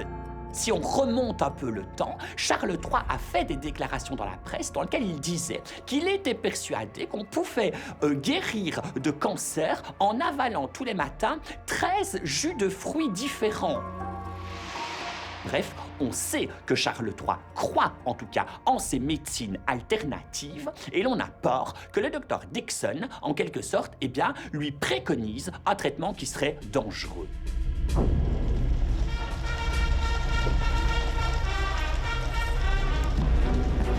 Lorsque 10 mois plus tôt, Charles III monte sur le trône à l'âge de 74 ans, il souffre déjà de plusieurs problèmes de santé particulièrement inquiétants. On sait qu'il a fait énormément de polo pendant des années et que ça lui a créé beaucoup de problèmes notamment au niveau des vertèbres. Harry raconte en effet dans son livre qu'il fait le poirier tous les matins pour apaiser ses douleurs. On sait aussi qu'il a des problèmes de circulation, les fameux finger sausage, ces espèces de doigts extrêmement gonflés. Ses doigts sont particulièrement boudinés. Il y a d'ailleurs même une boucherie célèbre en Angleterre qui a créé les saucisses Charles III en forme des doigts du roi. C'est un kit qui comporte 10 saucisses. On ne peut pas dire que Charles III, à 75 ans, soit en très bonne santé. D'ailleurs, quand Élisabeth II était encore en vie, on disait que Charles III n'était pas en meilleure santé qu'elle. C'est un jeune roi, mais c'est aussi un homme d'âge mûr, donc finalement, il fait face aux problèmes de tout un chacun. Face à la maladie, le royaume est contraint de s'organiser. Charles III peut compter sur la firme pour le suppléer dans ses obligations, à commencer par son plus fidèle membre, Camilla Parker Bowles, son épouse dévouée. La famille royale britannique est quelque chose de très bien rodé et très bien organisé. Donc quand il y a un maillon manquant, si je puis dire, momentanément, eh bien il y a des éléments qui viennent se replacer pour le remplacer. Donc Charles III peut compter sur son épouse, la reine Camilla. Quasiment tous les jours depuis ce communiqué, elle a été présente pour représenter la couronne finalement. Camilla, elle ne s'attendait pas à devoir assurer ce rôle-là. Déjà, il faut savoir que Camilla, être reine, ça ne l'intéressait pas. C'est un petit peu par la force des choses qu'elle l'est devenue, mais c'est quelqu'un qui préfère rester au coin du feu avec un livre entre les mains, plutôt que d'aller comme ça sur le front pour se montrer. Parce que Camilla, c'est une personne très réservée. Mais là, on découvre cette reine. Vraiment, ça la met en lumière. Et on voit que Camilla, finalement, elle est parfaite pour le job. C'est vraiment une journée glaciale. Je suis content de vous voir. Excusez-moi, je suis tellement en retard. J'espère que Sa Majesté va bien. Il va très bien, merci. Il a hâte de retourner au travail.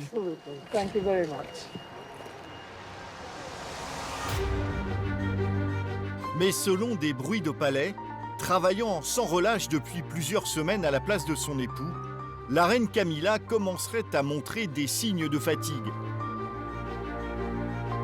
Et donc elle a assuré 3 fois plus de jobs que d'habitude. C'est une dame qui a plus de 75 ans. Elle n'a pas compté ses efforts, elle est fatiguée. Donc elle va prendre quelques jours de repos, elle va souffler un petit peu. En temps normal, William, le prince de Galles, numéro 1 dans l'ordre de succession, serait le plus légitime pour assurer les obligations de son père malade. Mais voilà, depuis le 17 janvier 2023, sa vie à lui a elle aussi basculé.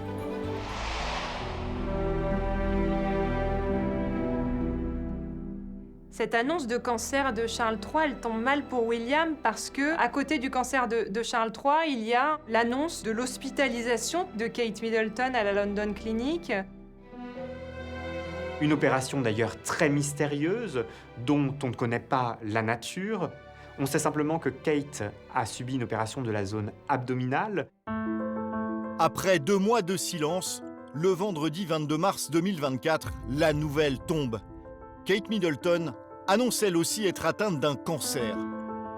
Une nouvelle qui fait l'effet d'une bombe, mais qui explique surtout pourquoi William ne peut pas prendre le relais de son père en ce moment. Techniquement, c'est maintenant qu'il faudrait qu'il remplace son père, qu'il remplace le roi, puisqu'il est quand même l'héritier de cette institution royale. Et il a dit, via un communiqué de Kensington Palace, qu'il allait lever le pied, qu'il allait alléger son agenda pour pouvoir rester au maximum auprès de son épouse. En cette période trouble pour la couronne, une question est sur toutes les lèvres. Face à la maladie, Charles III serait-il prêt à abdiquer au profit de son fils William ?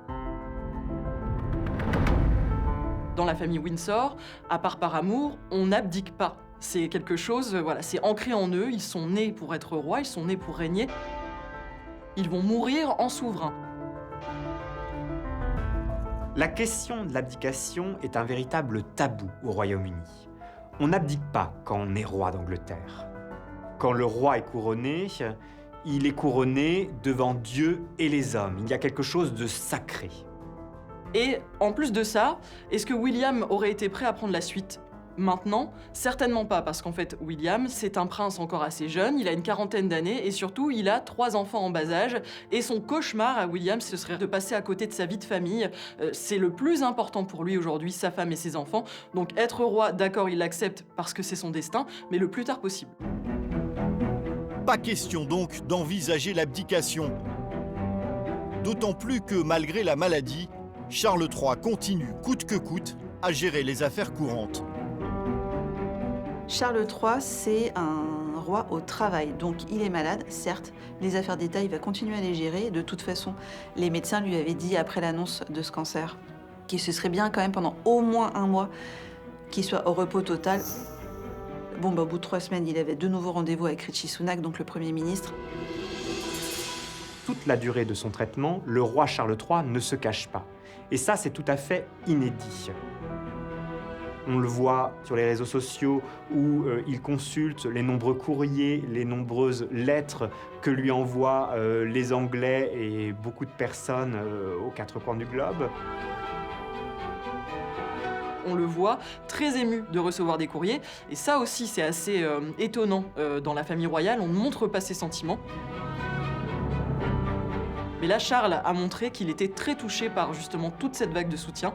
Et voilà, il veut surtout montrer qu'il va bien.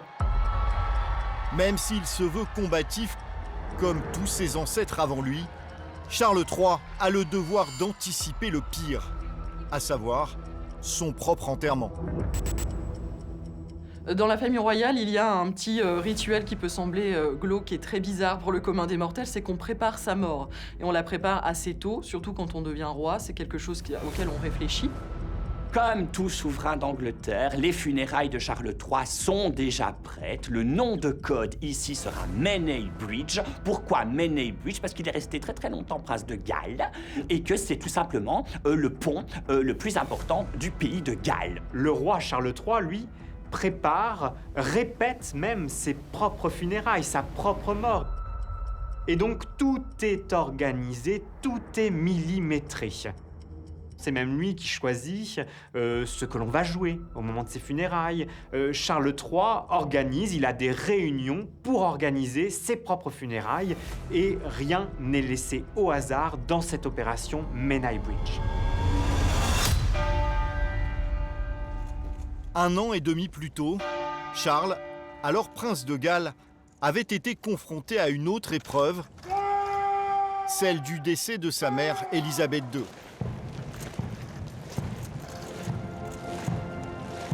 Immédiatement sacré roi d'Angleterre, son accession au trône s'était faite dans une atmosphère particulièrement électrique.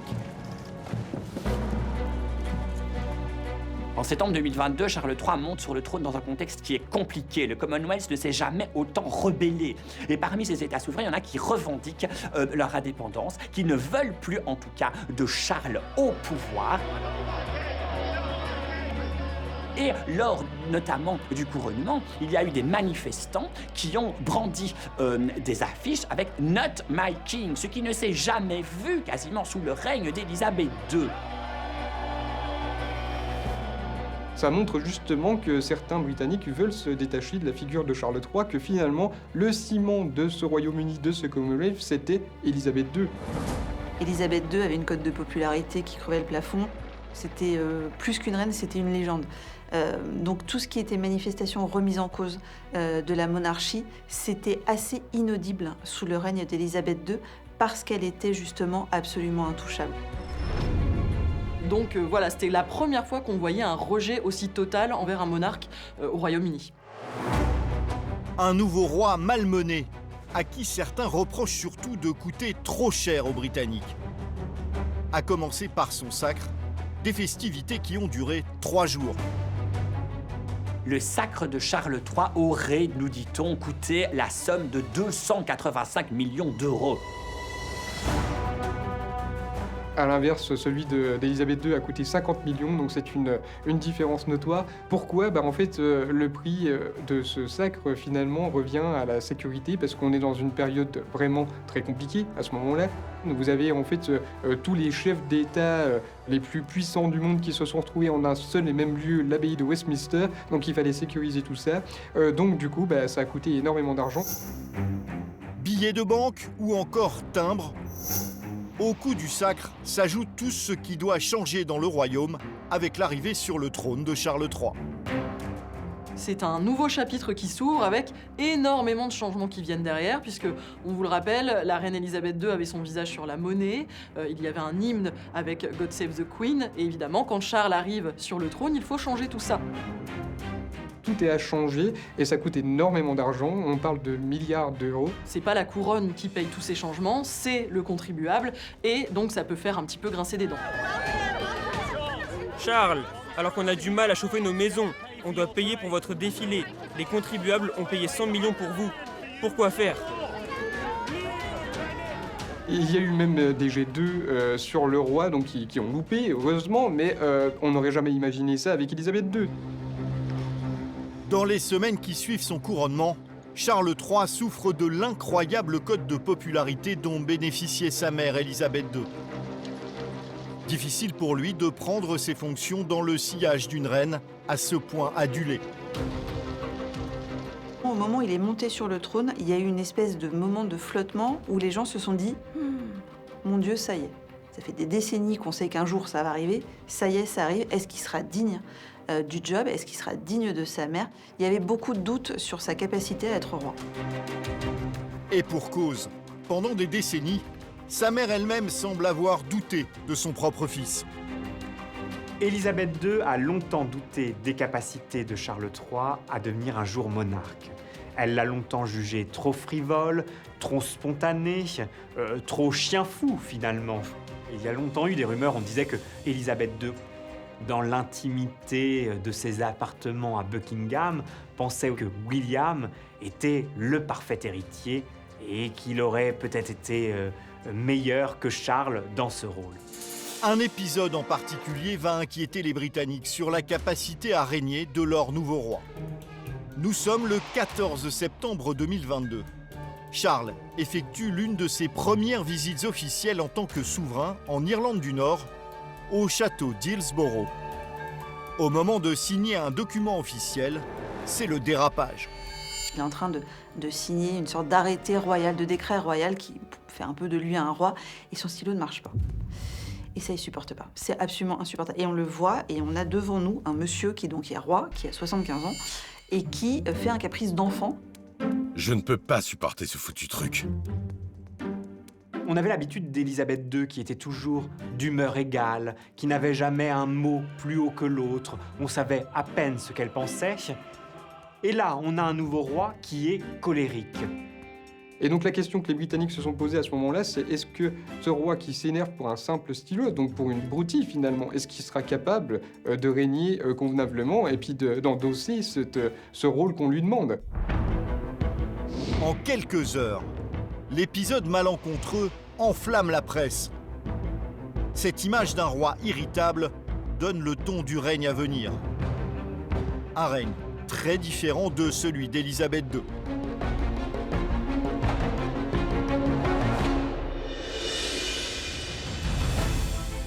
À commencer par le train de vie que Charles III a mené jusqu'à présent.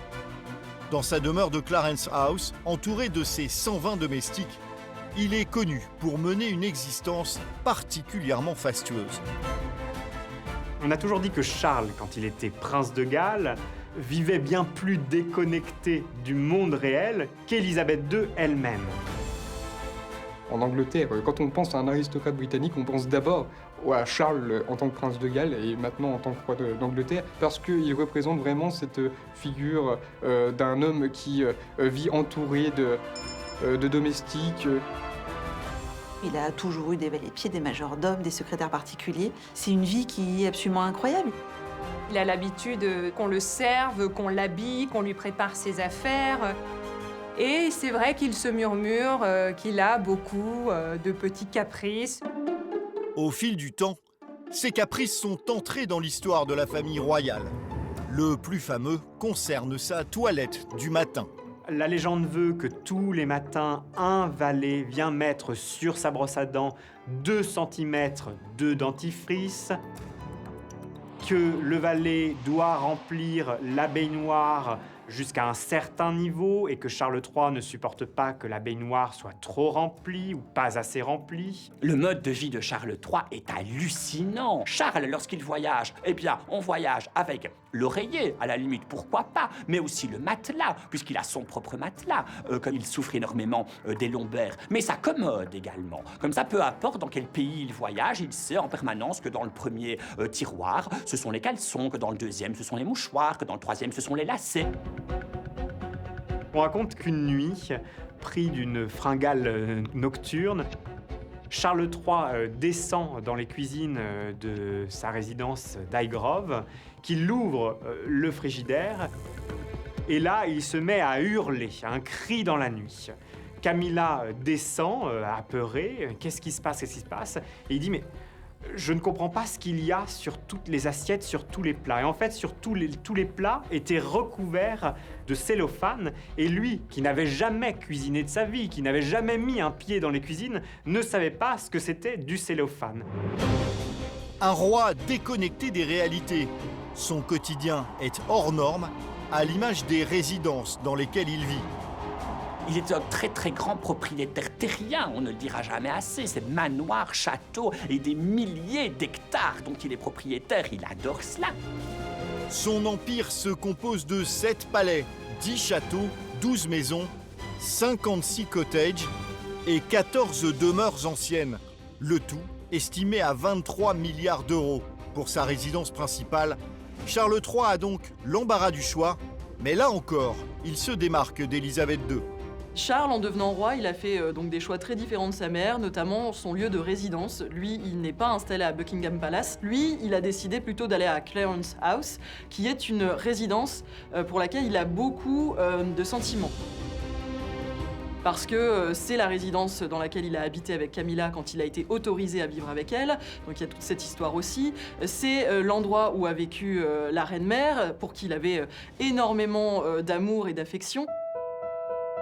Il vit aussi à Highgrove, sa maison qu'il adore et qu'il a achetée il y a plusieurs dizaines d'années déjà. Il vit aussi à Sandringham, un peu plus au nord. Et puis il vit à Balmoral quand il se déplace en Écosse. Il vit à peu près partout, j'ai envie de dire, sauf à Buckingham, qui n'est pas l'endroit qu'il préfère au monde. Il s'est d'ailleurs dit pendant un moment qu'il était tout à fait ouvert à transformer Buckingham en musée. Buckingham, ce n'est pas un palais accueillant, on n'a pas envie d'y vivre. C'est le centre du pouvoir, c'est un bureau tout au mieux, mais ce n'est pas un endroit où on a envie de dormir et de recevoir des gens. Il n'aime pas, tout simplement, Buckingham Palace. Pour lui, c'est trop grand, c'est trop froid, c'est impossible à chauffer. Voilà, ça n'a aucun intérêt d'y vivre. En plus d'hériter des demeures de la couronne, Charles III est aujourd'hui assis sur une fortune privée colossale. Un chiffre qui donnerait presque le vertige. On estime que la fortune personnelle de Charles III s'élève à 1,2 milliard d'euros. C'est 4 fois plus qu'Élisabeth II, parce que c'était une femme qui était millionnaire, mais ce n'était pas la femme la plus riche d'Angleterre. C'est un roi donc, qui est milliardaire, qui est très riche. Il fait partie des monarques les plus riches d'Europe. Une fortune héritée en partie de sa mère et de ses incroyables collections privées, le trésor de Windsor. Alors c'est pas de l'argent sonnant et trébuchant sur un compte à la Coutts & Co, qui est la banque un peu des Windsor, qui est banque privée, évidemment. C'est de l'argent qui inclut aussi de nombreuses collections d'art. Collection privée à 315 millions d'euros, collection personnelle quand même, on le précise ici, ça n'a rien à voir avec la collection qui appartient à l'État. Donc il a pour plusieurs centaines de millions d'euros de tableaux, il collectionne les montres, il collectionne les voitures. Donc c'est des collections qui se sont faites au fur et à mesure des années. On parle de 7 millions uniquement dans sa collection de voitures, dont une fameuse Aston Martin qui a été montée intégralement pour pouvoir fonctionner au bioéthanol. Il possède aussi une incroyable collection de timbres estimée à peu près 100 millions d'euros. C'est l'une des plus grandes collections de timbres au monde. Plus riche que la famille Beckham ou encore qu'Elton John. Pour en arriver là, et avant même de monter sur le trône, Charles III a surtout énormément travaillé pour faire fructifier son patrimoine.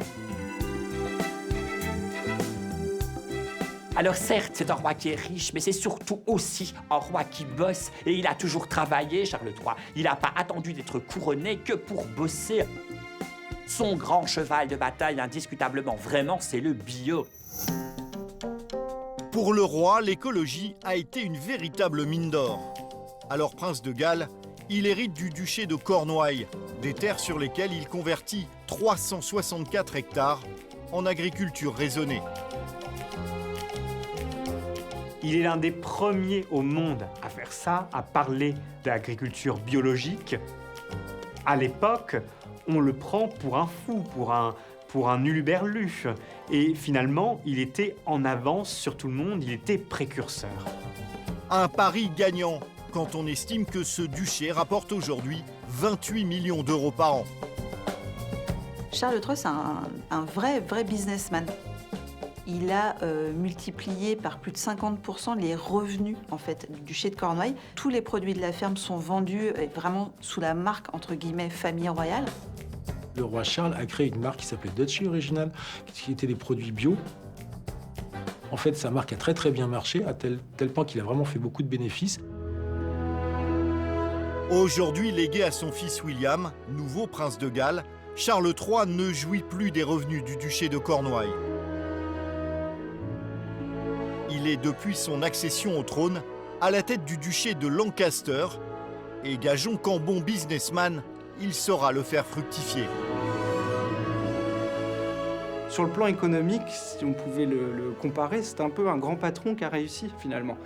Il a assez bien géré les choses et il a réussi à faire fructifier sa fortune. Et puis c'est une façon aussi de se démarquer, de montrer que, hors son statut royal, il peut gagner son propre argent. Mais en plus des affaires, Charles III n'en oublie pas ses obligations de représentation. Le souverain est même le membre de la firme le plus actif. Mais c'est un roi qui travaille énormément, qui est en déplacement en permanence, qui assure plus de 300 engagements par an, vous vous rendez compte, sur 365 jours dans l'année, qui écrit énormément de lettres, qui correspond avec beaucoup de gens, qui reçoit en audience, qui va inaugurer tel ou tel endroit qui vient d'être construit. Donc là, on l'a encore vu d'ailleurs avec l'annonce de son cancer. Il est bien dit que oui, il est malade, mais il va quand même continuer à travailler. Il va quand même continuer à recevoir ces fameuses boîtes rouges, c'est-à-dire ses correspondances avec le gouvernement, à se soucier un petit peu des dossiers en cours. C'est quelqu'un qui ne s'arrête jamais. La preuve, il refuse de prendre des pauses déjeuner parce que pour lui, c'est une perte de temps. Il préfère continuer à travailler et il mangera mieux le soir plutôt que de s'arrêter faire une pause dans ses dossiers.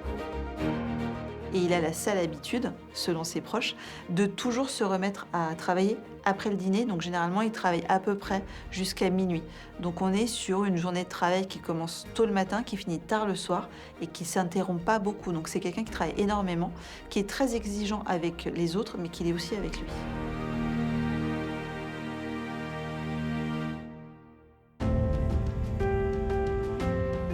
Le rythme de vie de ce boulimique de travail, seule la reine Camilla peut le supporter.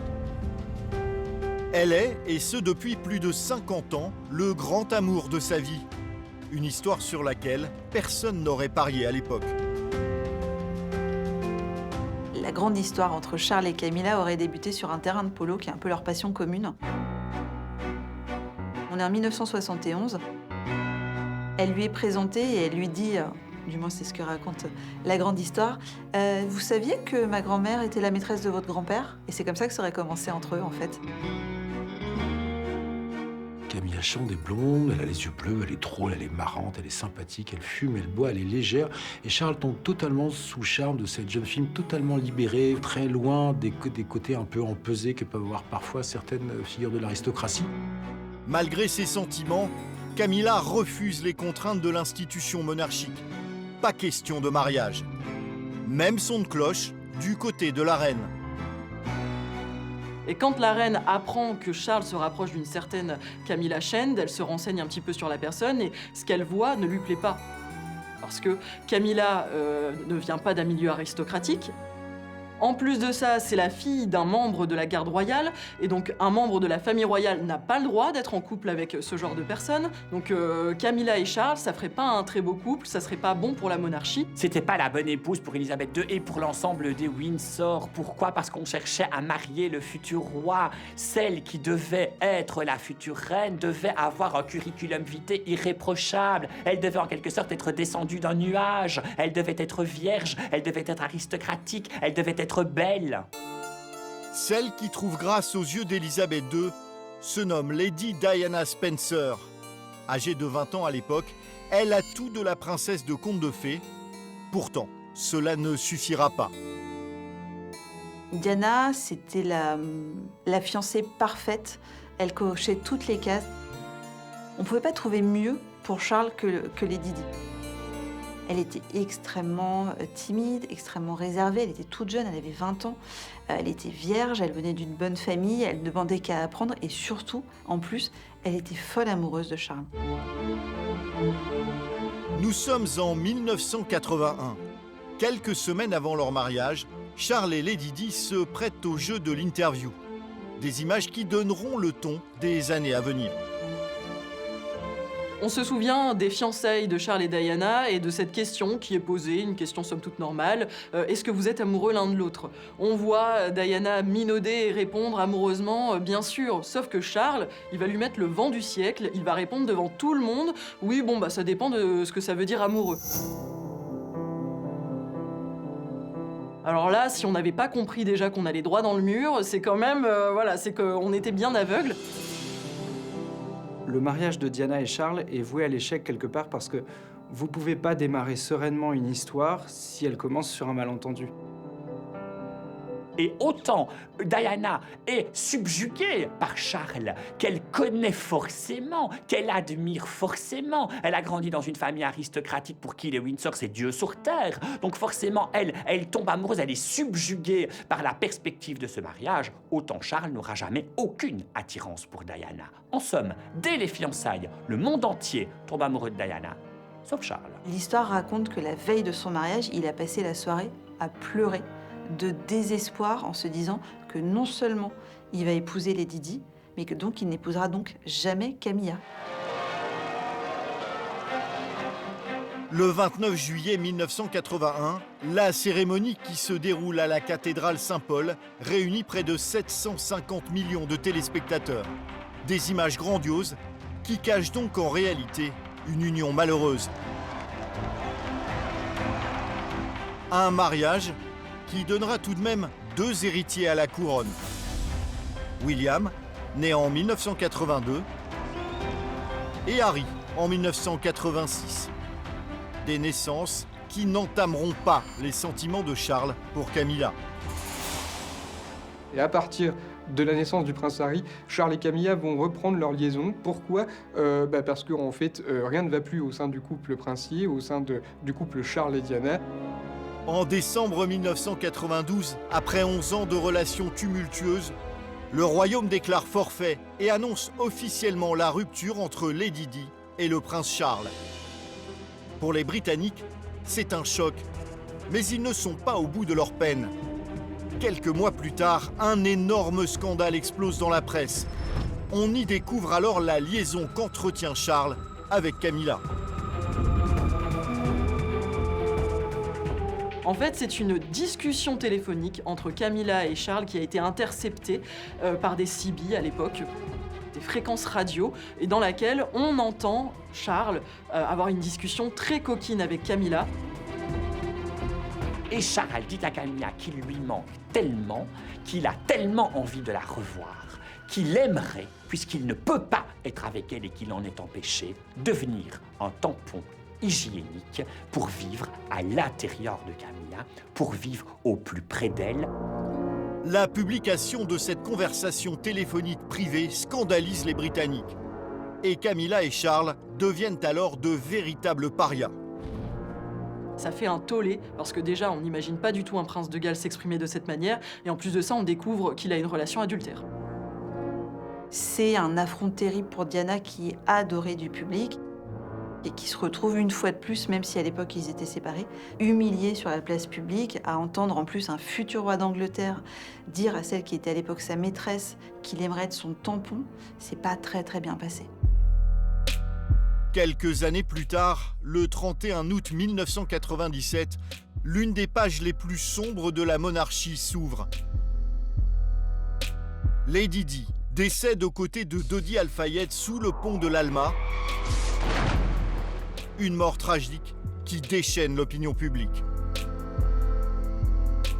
Charles porte aux yeux des Britanniques une lourde responsabilité dans le décès de la princesse de Galles, puisqu'il est responsable pour une grande partie des Britanniques de la dissolution et de l'échec de son mariage, et que en fait, si le mariage n'avait pas été un échec, Diana ne serait pas partie avec Dodi Al-Fayed, ne serait pas retrouvée dans cette Mercedes, et n'aurait pas trouvé dramatiquement la mort sous le pont de l'Alma. Charles et Camilla sont véritablement les ennemis publics numéro 1 en Angleterre. On veut presque la peau de Charles et Camilla. Enfin, Charles a peur pour sa vie le jour des funérailles de Lady Di. Il a peur presque qu'on lui tire dessus, que quelqu'un dans la foule lui tire dessus. Lorsqu'il suit la dépouille dans la foule, on dit qu'il porte sous sa chemise un gilet pare-balles et surtout qu'on a mis autour de lui William et Harry pour être sûr qu'un tireur par balle ne viendrait pas à le descendre. De cette tragique journée reste une image qui a marqué le monde entier. William et Harry, respectivement âgés de 15 et 11 ans, marchant derrière le cercueil de leur maman. L'enterrement de Lady Di, pour tous les gens qui l'ont vu, c'est principalement 2 garçons. Un adolescent et un garçon encore tout jeune, qui marchent derrière le cercueil de leur mère et qui remontent cette rue qui est interminable. 3 pas derrière le cercueil de leur mère avec des millions de gens qui les regardent souffrir. Et tous ces adultes derrière en costume noir qui n'ont pas un geste pour eux, qui n'ont pas un geste de tendresse pour eux, ça c'est terrible. C'est une image qui est gravée vraiment dans la mémoire collective. Charles a longtemps hésité à faire marcher ses 2 fils derrière le cercueil de Diana. Enfin, c'est le prince Philippe qui a fini par convaincre Charles, mais aussi William et Harry, de le faire pour ne pas le regretter à vie. Charles, ce qu'on peut lui reprocher à ce moment-là, c'est qu'il n'a pas mis un stop à cette proposition. Lui, il s'est dit, c'est ce qu'il faut faire, c'est ce que les gens veulent voir, donc on va le faire ensemble, je vais vous soutenir, mais il n'a pas protégé ses garçons. Au lendemain du décès de Lady Di, Charles est au plus bas dans les sondages. Il va alors se lancer dans une grande opération séduction pour reconquérir le cœur des Britanniques. Première étape, reprendre en main son rôle de père de famille. Charles, dans cette période assez compliquée, il décide de se montrer et de montrer qu'il est présent pour ses enfants. Juste après la mort de Lady Di, Charles va être un père irréprochable. Il va même annuler certains de ses engagements officiels pour emmener Harry chez le dentiste. Il va être là pour tous les anniversaires, pour tous les moments importants de la vie de ses 2 fils, ce qu'il ne faisait pas avant le décès de Diana. En fait, il se met en scène avec ses enfants pour montrer que voilà, c'est aussi pour son image de marque à lui. Je fais de mon mieux pour essayer de pallier à la disparition de leur mère. Donc je suis là, je suis présent, on passe des moments ensemble. C'est une démarche qui est aussi calculée en tant que prince. Parce qu'il le sait, les Anglais ont une mauvaise image de lui, donc il doit se montrer d'autant plus présent pour ses garçons et aussi le montrer dans la presse anglaise. Deuxième étape du plan de communication de Charles, vivre enfin au grand jour son histoire d'amour avec Camilla Parker Bowles. D'emblée, Charles, lorsqu'il perd Diana, eh bien, lui se dit, mais au fond, ça va être l'occasion pour moi de tenter de faire un peu aimer Camilla par la population, ou en tout cas, ne serait-ce peut-être pas le moment de commencer à la présenter. Alors pour cela, il engage un expert de la communication qui est Mark Bolan, et Mark Bolan va travailler beaucoup à l'image de Camilla. Mark Boland va travailler main dans la main avec la presse anglaise pour donner une autre image de Camilla Parker Bowles, qui à l'époque est considérée comme la vilaine sorcière. Pour plaire aux Anglais, Camilla va devoir se montrer exemplaire en tant que belle-mère, un rôle qui pourrait bien faire basculer l'opinion publique. Mark Boland fait fait savoir à la presse par des voies détournées qu'en fait, il y a eu une rencontre entre Camilla et le prince William. Parce que tout le monde se serait dit, bon, William, très attaché à sa mère, c'est quand même lui qui glissait des mouchoirs en dessous de la porte de la salle de bain pour la consoler. Jamais il n'acceptera Camilla dans sa vie. Jamais. Mais en fait, ce qui s'est passé, c'est que quand ils se sont rencontrés, ça s'est plutôt bien passé. Donc ils font fuiter cette histoire en disant « Regardez, William a accepté Camilla, donc vous n'avez pas d'autre raison que de l'accepter aussi. » Et ça marche. Grâce à Marc Bolland, le couple autrefois détesté peut enfin se montrer au grand jour. On assiste à la première apparition publique du couple Charles et Camilla en novembre 1999 lorsqu'ils sortent du Ritz lors d'une soirée donnée pour les 50 ans du prince Charles. Camilla sort au bras de Charles devant tous les photographes du monde entier. Elle est pétrifiée, mais c'est une première sortie, c'est un premier pas. Et pour finir de conquérir les Britanniques, Camilla ne va pas compter ses efforts. Pour avoir le droit d'apparaître auprès de Charles et pour être un membre correct de la famille royale, eh bien, elle a fait un petit relooking, un petit ravalement de façade qui lui a quand même coûté la coquette somme de 116 000 €. Elle subit presque une métamorphose totale où elle passe entre les mains de grands couturiers, elle passe enfin entre les mains d'un coiffeur, on refait la coloration de ses cheveux, elle refait faire l'intégralité de ses dents, elle fait un régime, elle apprend à moins boire. Camilla, elle aime bien quand même lever le coude, c'est la campagne, c'est l'Écosse beaucoup, c'est le whisky, elle aime ça. Donc bref, elle s'astreint vraiment à un régime, elle change terriblement physiquement. Elle a finalement réussi à se métamorphoser de la vilaine marâtre à la gentille belle-mère avec laquelle on a envie de prendre une tasse de thé. Une métamorphose qui va même séduire jusqu'à Élisabeth II. En 2005, la reine autorise son fils Charles à enfin convoler en juste noces avec Camilla. Une union qui ravit aussi le cœur des sujets de Sa Majesté. On est parti dans les yeux des Britanniques d'une espèce de Cruella mauvaise et terrible à l'image d'une femme plutôt aimante qui est là pour sa famille. Quand je dis sa famille, c'est du coup la nation, qui soutient son mari, qui le remplace dans ses fonctions lorsque c'est nécessaire. Donc elle a aujourd'hui une image beaucoup plus assagie, effectivement, d'une femme qui est solide et qui est toujours là, quoi qu'il arrive. Et d'ailleurs, elle a toujours été là, quoi qu'il est arrivé.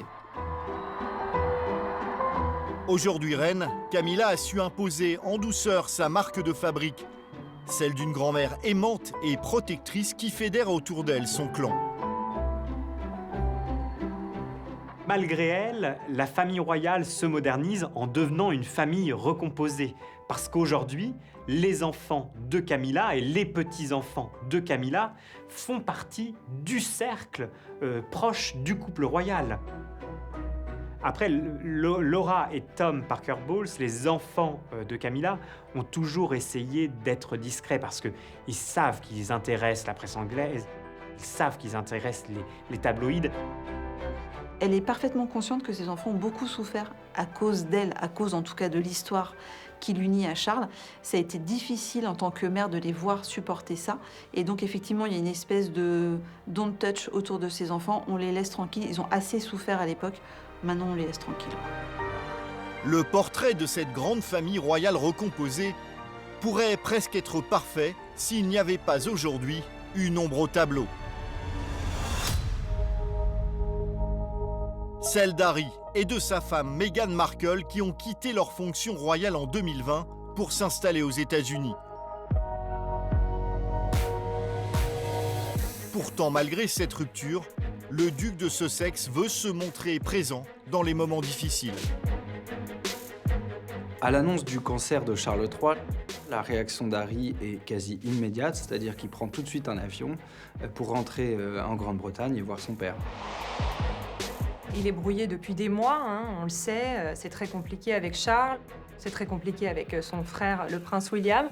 Donc il s'est dit, je vais à Londres, peut-être que je serai mal accueilli, tant pis, mais j'y vais, je vais montrer que je peux être proche de mon père et je vais à son chevet et s'il a besoin de moi, je me tiens présent à ses côtés. Évidemment, pendant les 11 heures de vol, il s'est très certainement imaginé des retrouvailles assez émouvantes vu le contexte. Des retrouvailles qui, pour Harry, vont très vite tourner au fiasco. Harry n'avait pas prévenu son père qu'il allait accourir aussi rapidement à son chevet, donc Charles III n'avait pas prévu de place dans son emploi du temps très chargé pour son fils cadet. Et donc, l'entrevue entre le père et le fils n'a duré qu'une trentaine de minutes. À peine le temps de boire une tasse de thé. Ce rendez-vous entre un père qui n'a plus vu son fils depuis de nombreux mois nous démontre bel et bien qu'il y a un problème, qu'il y a encore des griefs. On est entre Harry, sa famille et plus généralement le Royaume-Uni sur une vraie rupture. En effet, ces dernières années, libres de tout engagement royal, Harry et son épouse Meghan ont fait entendre haut et fort leur voix. Le couple a enchaîné dans les médias les attaques contre le clan Windsor. En fait, le problème qu'a Harry, c'est que plus personne ne lui fait confiance. Étant donné qu'il a passé ces 3 dernières années à expliquer à tout le monde et à dévoiler au monde entier, que ce soit par voie d'interview, que ce soit par voie de documentaire, ou tous les secrets de sa famille, personne ne veut rencontrer quelqu'un qui peut raconter le lendemain à la presse que vous mettez du sucre, 3 sucres dans votre café le matin au lieu de 2, ou ce genre de choses. La famille royale, c'est une famille très secrète, qui a un certain prestige, et je pense que dévoiler tout sur la place publique, c'était pas vraiment nécessaire, et je pense que ça a vraiment desservi Harry. Bonjour tout le monde. Juste ici, nous avons l'auteur du nouveau best-seller, Le Suppléant. En janvier 2023, Harry franchit la ligne jaune. Il sort son autobiographie Le Suppléant, dans laquelle il révèle les relations toxiques qu'il entretient avec son frère William depuis des années, comme en atteste cet extrait. Il m'attrape par le col, me jette au sol. J'ai atterri sur la gamelle du chien qui s'est fissurée sous mon dos. Les morceaux m'ont coupé. Je me suis levé et je lui ai dit de sortir. Des révélations chocs qui rendent aujourd'hui très difficile un retour d'Harry dans la famille royale. Aujourd'hui, les relations entre William et Harry sont exécrables. Ce sont vraiment les frères ennemis. William, il est très en colère, il a une colère noire envers son petit frère qui a balancé énormément de dossiers sur lui dans son livre, et aujourd'hui, il ne veut plus en entendre parler.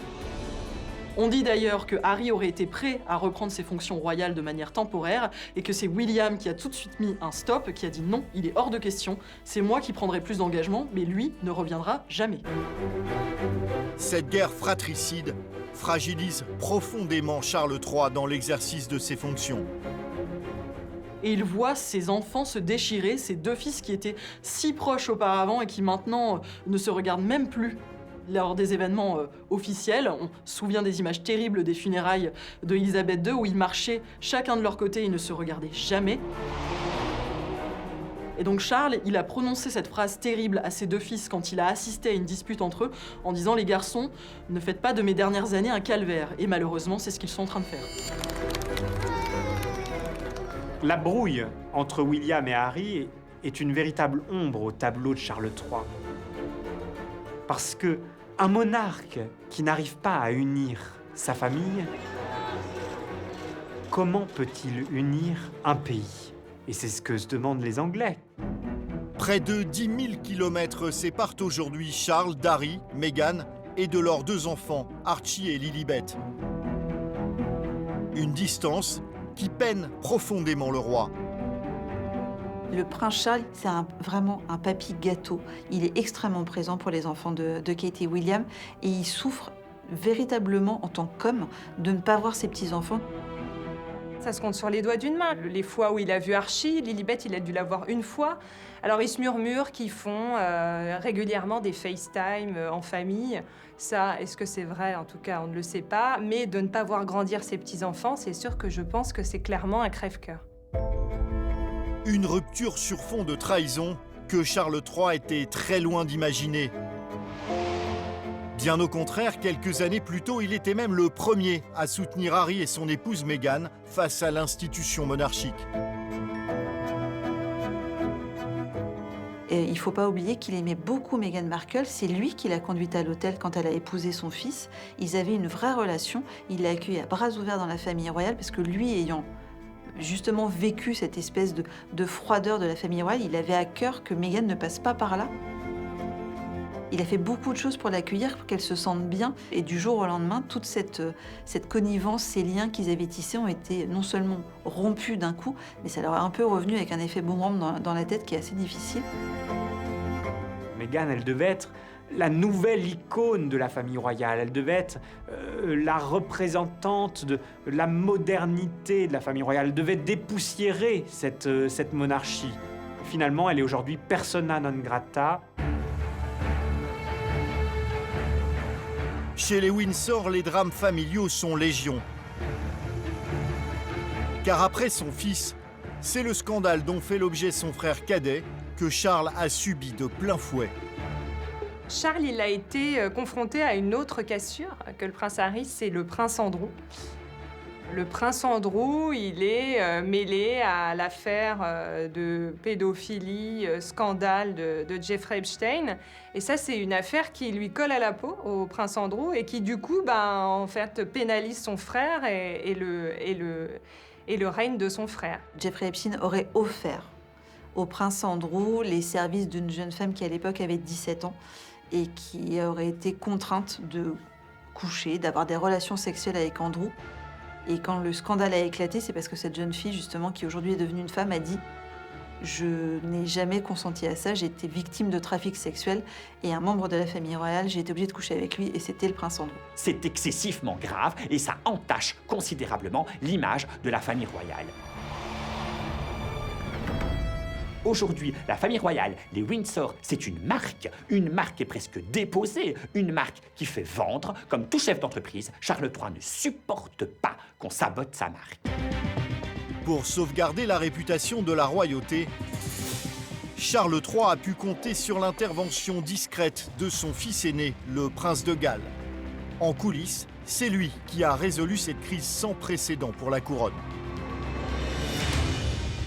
Contrairement à ce que l'on peut croire, ce n'est pas Charles qui a demandé la déchéance du prince Andrew.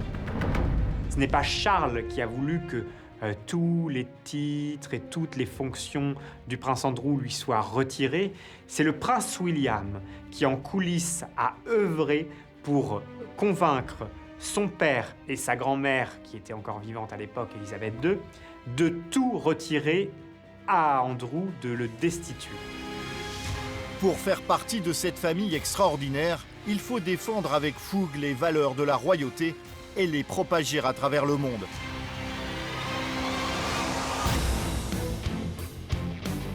C'est ce que s'évertue à faire au quotidien le roi Charles III. À l'image du voyage d'État en France qu'il a entrepris avec la reine Camilla en septembre 2023. La visite officielle en France est importante pour Charles III parce qu'il a toujours eu des relations incroyables avec la France. On rappelle que Élisabeth II, lors d'un de ses premiers déplacements, choisit elle aussi la France et qu'elle est enceinte de Charles alors que le grand public ne le sait pas encore lorsqu'elle est reçue à l'époque au palais de l'Élysée. Donc la France a toujours fait partie de la vie de Charles III. Il n'était pas encore de ce monde que déjà il venait en France. Et pour ce déplacement en France de 3 jours, le roi n'a pas voyagé léger. Il a emmené avec lui son oreiller, son matelas, sa commode, son médecin personnel, son chirurgien personnel au cas où il devrait éventuellement être opéré et tout un staff de secrétaires et d'assistants particuliers. Le déplacement d'un roi, c'est quelque chose d'assez extravagant. Et à chaque voyage d'État, Charles III est également toujours entouré d'un staff qui gère sa sécurité. L'un des membres de cette équipe qui appartient à la garde royale est aujourd'hui devenu une véritable coqueluche sur les réseaux sociaux. Quand Charles voyage, il y a une personne que tout le monde remarque, d'ailleurs elle éclipse le roi et la reine, c'est l'écuyer Johnny Thompson. Surnommé Johnny Hot Tea sur les réseaux sociaux parce que c'est un écuyer qui est très séduisant. C'est un homme qui répond en fait à toutes les exigences, qui est là, qui est vraiment le bras droit en fait de Charles III.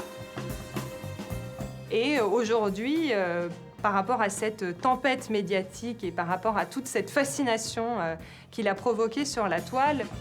Maintenant, il est plus en retrait, Johnny Thompson, et il ne sera plus sous le feu des projecteurs parce qu'il le vivrait très mal. Point d'orgue de cette visite en France, le dîner d'État donné à Versailles en l'honneur du roi et de la reine. Une soirée exceptionnelle avec 160 invités triés sur le volet. Le président de la République sait bien que Charles III est un profond amoureux de la France, de son histoire, de son patrimoine, et que ça lui ferait plaisir de le recevoir à Versailles. C'est pour ça qu'il a été décidé de faire ce grand dîner à Versailles dans la Galerie des Glaces. La liste des invités pour un tel dîner est un véritable casse-tête protocolaire. Déjà, les places sont limitées, hein. La Galerie des Glaces est immense, bien sûr, mais on ne peut pas mettre des centaines et des centaines de personnes à l'intérieur. Donc il a fallu choisir des personnalités qui représentaient plusieurs domaines. Le sport, les grandes entreprises et bien sûr aussi les arts. Et on sait que Charles III y est très sensible. Il y avait par exemple Mick Jagger ou Hugh Grant, qui sont connus pour être des Anglais très francophiles. Parmi les invités, le photographe et réalisateur Yann Arthus Bertrand se souvient d'une soirée où tout n'était que splendeur et richesse. C'est un grand truc officiel, quoi. Donc on t'emmène à ta place. Et puis, bon, voilà, mais c'était très beau, très bel endroit. Mais je me suis vraiment fait la réflexion, c'était un dommage qu'il n'y ait pas eu des Français tu vois, un facteur, un agriculteur, parce que c'était tellement beau, c'était vraiment ce qu'on aime en France, quoi. Le château de Versailles, les lumières, la belle porcelaine, c'était très impressionnant. Et je me suis dit, c'est dommage qu'il n'y ait pas eu de vrais Français qui étaient là pour participer, pour profiter de tout ça, voilà, de ne pas faire partie de ce petit monde, tu vois, fermé, où tout le monde se connaît. Le clou du spectacle, l'immense table dressée dans la Galerie des Glaces. Les services de protocole de l'Élysée ont décidé de dresser une seule table, comme ça avait été fait à l'époque pour le premier voyage officiel d'Élisabeth II, comme ça tout le monde peut se targuer d'avoir dîné à la table du roi. Oui, vous étiez dans la même pièce que le roi Charles, mais bien sûr, vous n'alliez pas lui parler, lui taper sur l'épaule pour lui faire la bise. Ça, c'était hors de question. La plupart des invités n'ont pu adresser tout au mieux qu'un petit hello à leur majesté. Lors de cette soirée, seul un petit groupe de privilégiés a pu saluer le roi de plus près.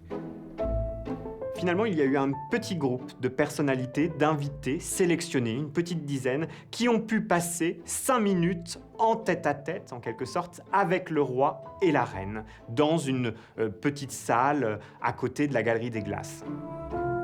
Comme il est venu vers moi, voilà, qui m'a parlé, les gens étaient étonnés, je ne suis pas copain avec lui, mais il y a une relation d'écolo à écolo, quoi, de gens qui est de la même famille, comme si on partage les mêmes valeurs. Et on n'est pas beaucoup comme ça, donc quand on se voit, on sait qu'on va parler de choses qui nous passionnent, qui nous intéressent. Et il m'a dit, Yann, n'oubliez pas, alors je lui ai dit, mais maintenant que vous êtes trois, vous n'allez plus pouvoir rien faire. Et il m'a dit, ne vous inquiétez pas, on va se revoir. Et il a demandé à quelqu'un qui était avec lui, son secrétaire, de prendre mon téléphone pour m'appeler. Pour ce dîner, le roi et la reine ont vécu une véritable expérience gastronomique à la française. On voit tous les serveurs arriver de loin avec tous leurs plateaux comme ça, c'est assez rigolo. C'est très beau, c'était comme un ballet. Vraiment, c'est une pièce de théâtre, tout ça. La vaisselle venait de l'Élysée, la table avait été sublimement dressée avec des fleurs fraîches, etc. Donc on a fait tout ce que la France fait de mieux. Pour la partie purement gastronomique, on avait missionné les chefs les plus étoilés pour un repas absolument grandiose. Le menu qui a été servi à ces convives, c'était du homard bleu en entrée qui était réalisé par la chef étoilée Anne-Sophie Pic. Ensuite, il y avait de la volaille de Brest, donc là qui fait aussi honneur à la France par Yannick Aleno. Et puis Pierre Hermé et son fameux Ispahan et toute une déclinaison autour de la framboise. Et à tout cela, il faut un voir royal, lui aussi. On sert un mouton château Rothschild, qui est estimé quand même à 2700 € le magnum. Grand cru et mets d'exception, ce dîner en l'honneur du roi Charles III va faire couler beaucoup d'encre dans la presse française. On parle d'un dîner qui aurait coûté aux contribuables environ 6 millions d'euros. Alors la chose va choquer profondément. En effet, dans une période de crise économique presque sans précédent. Donc bien sûr que ce dîner à Versailles a choqué les Français qui le trouvaient complètement déconnecté de la réalité. Le fait que ça soit à Versailles, le fait que ça coûte aussi cher, on avait l'impression que le roi Emmanuel Ier recevait en son château. Si ce dîner a entaché l'image d'Emmanuel Macron, il n'a en revanche pas atteint Charles III.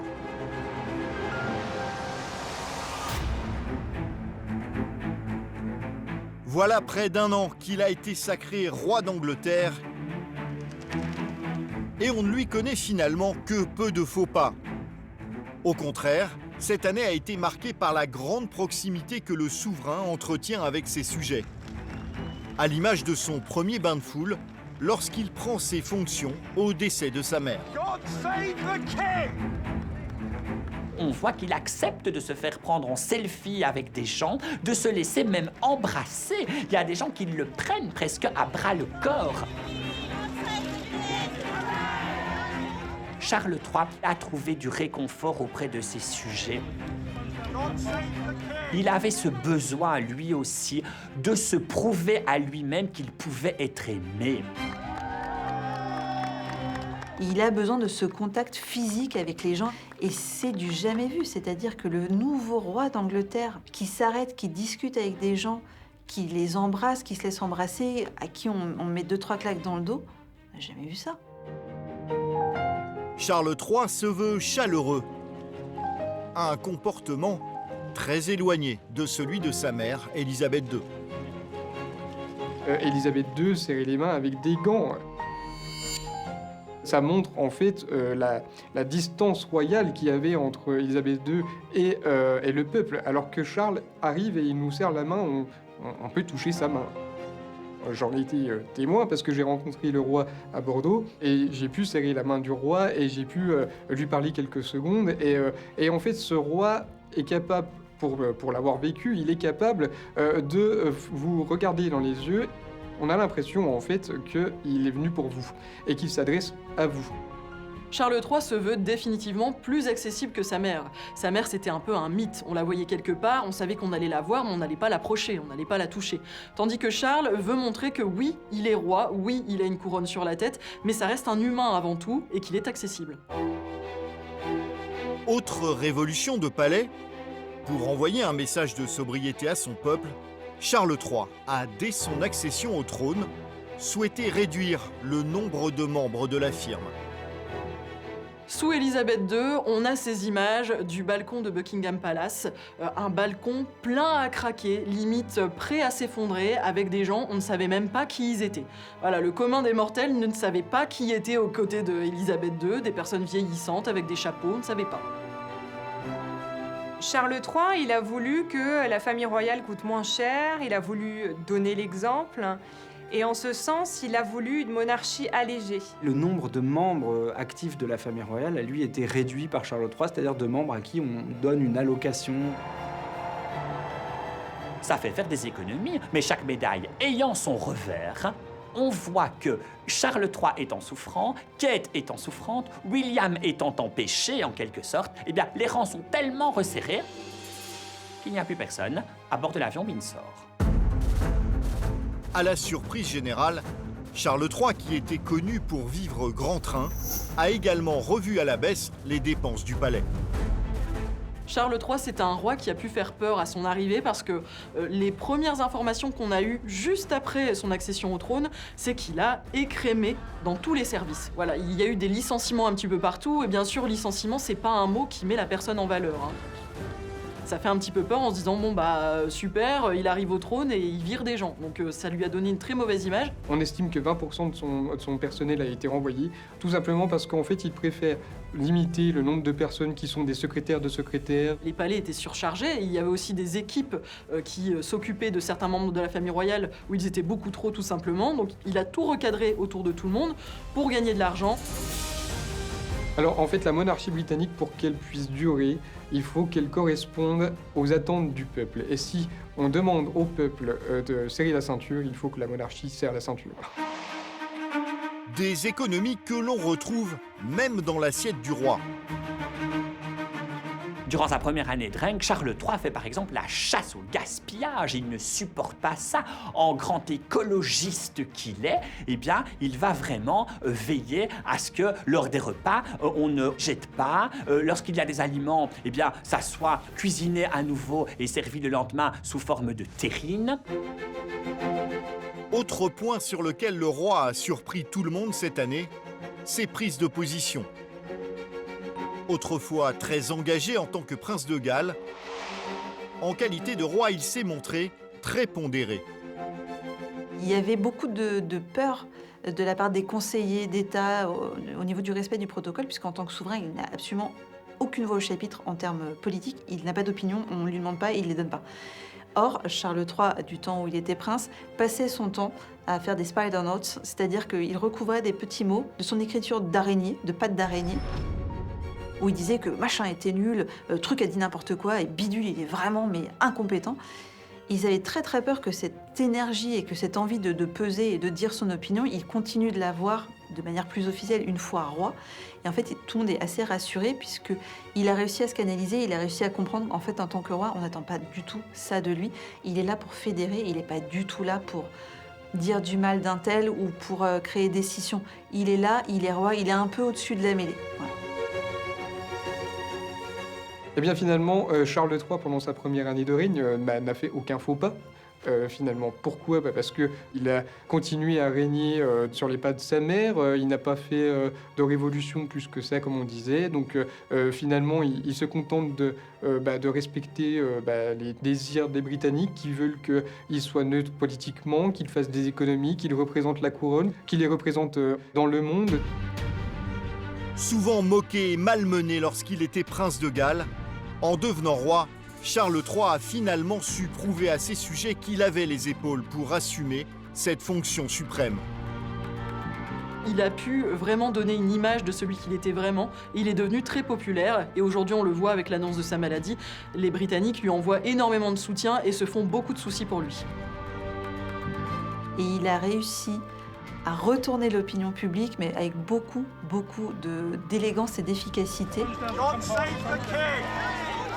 Il fait le job, il le fait très très bien et il a réussi finalement à se faire une place dans le cœur des Britanniques. C'était pas facile parce que sa mère prenait quand même beaucoup de place et en fait il a réussi quelque chose d'assez fort.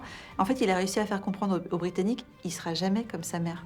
Ça deviendra jamais une sorte d'icône, une sorte de légende, presque une divinité comme l'était Élisabeth II. Il fera différemment, il fera à sa manière, c'est pas forcément moins bien, ce sera plus simple. Mais ce sera juste lui. Et en fait, c'est quelque chose auquel les gens ont totalement adhéré.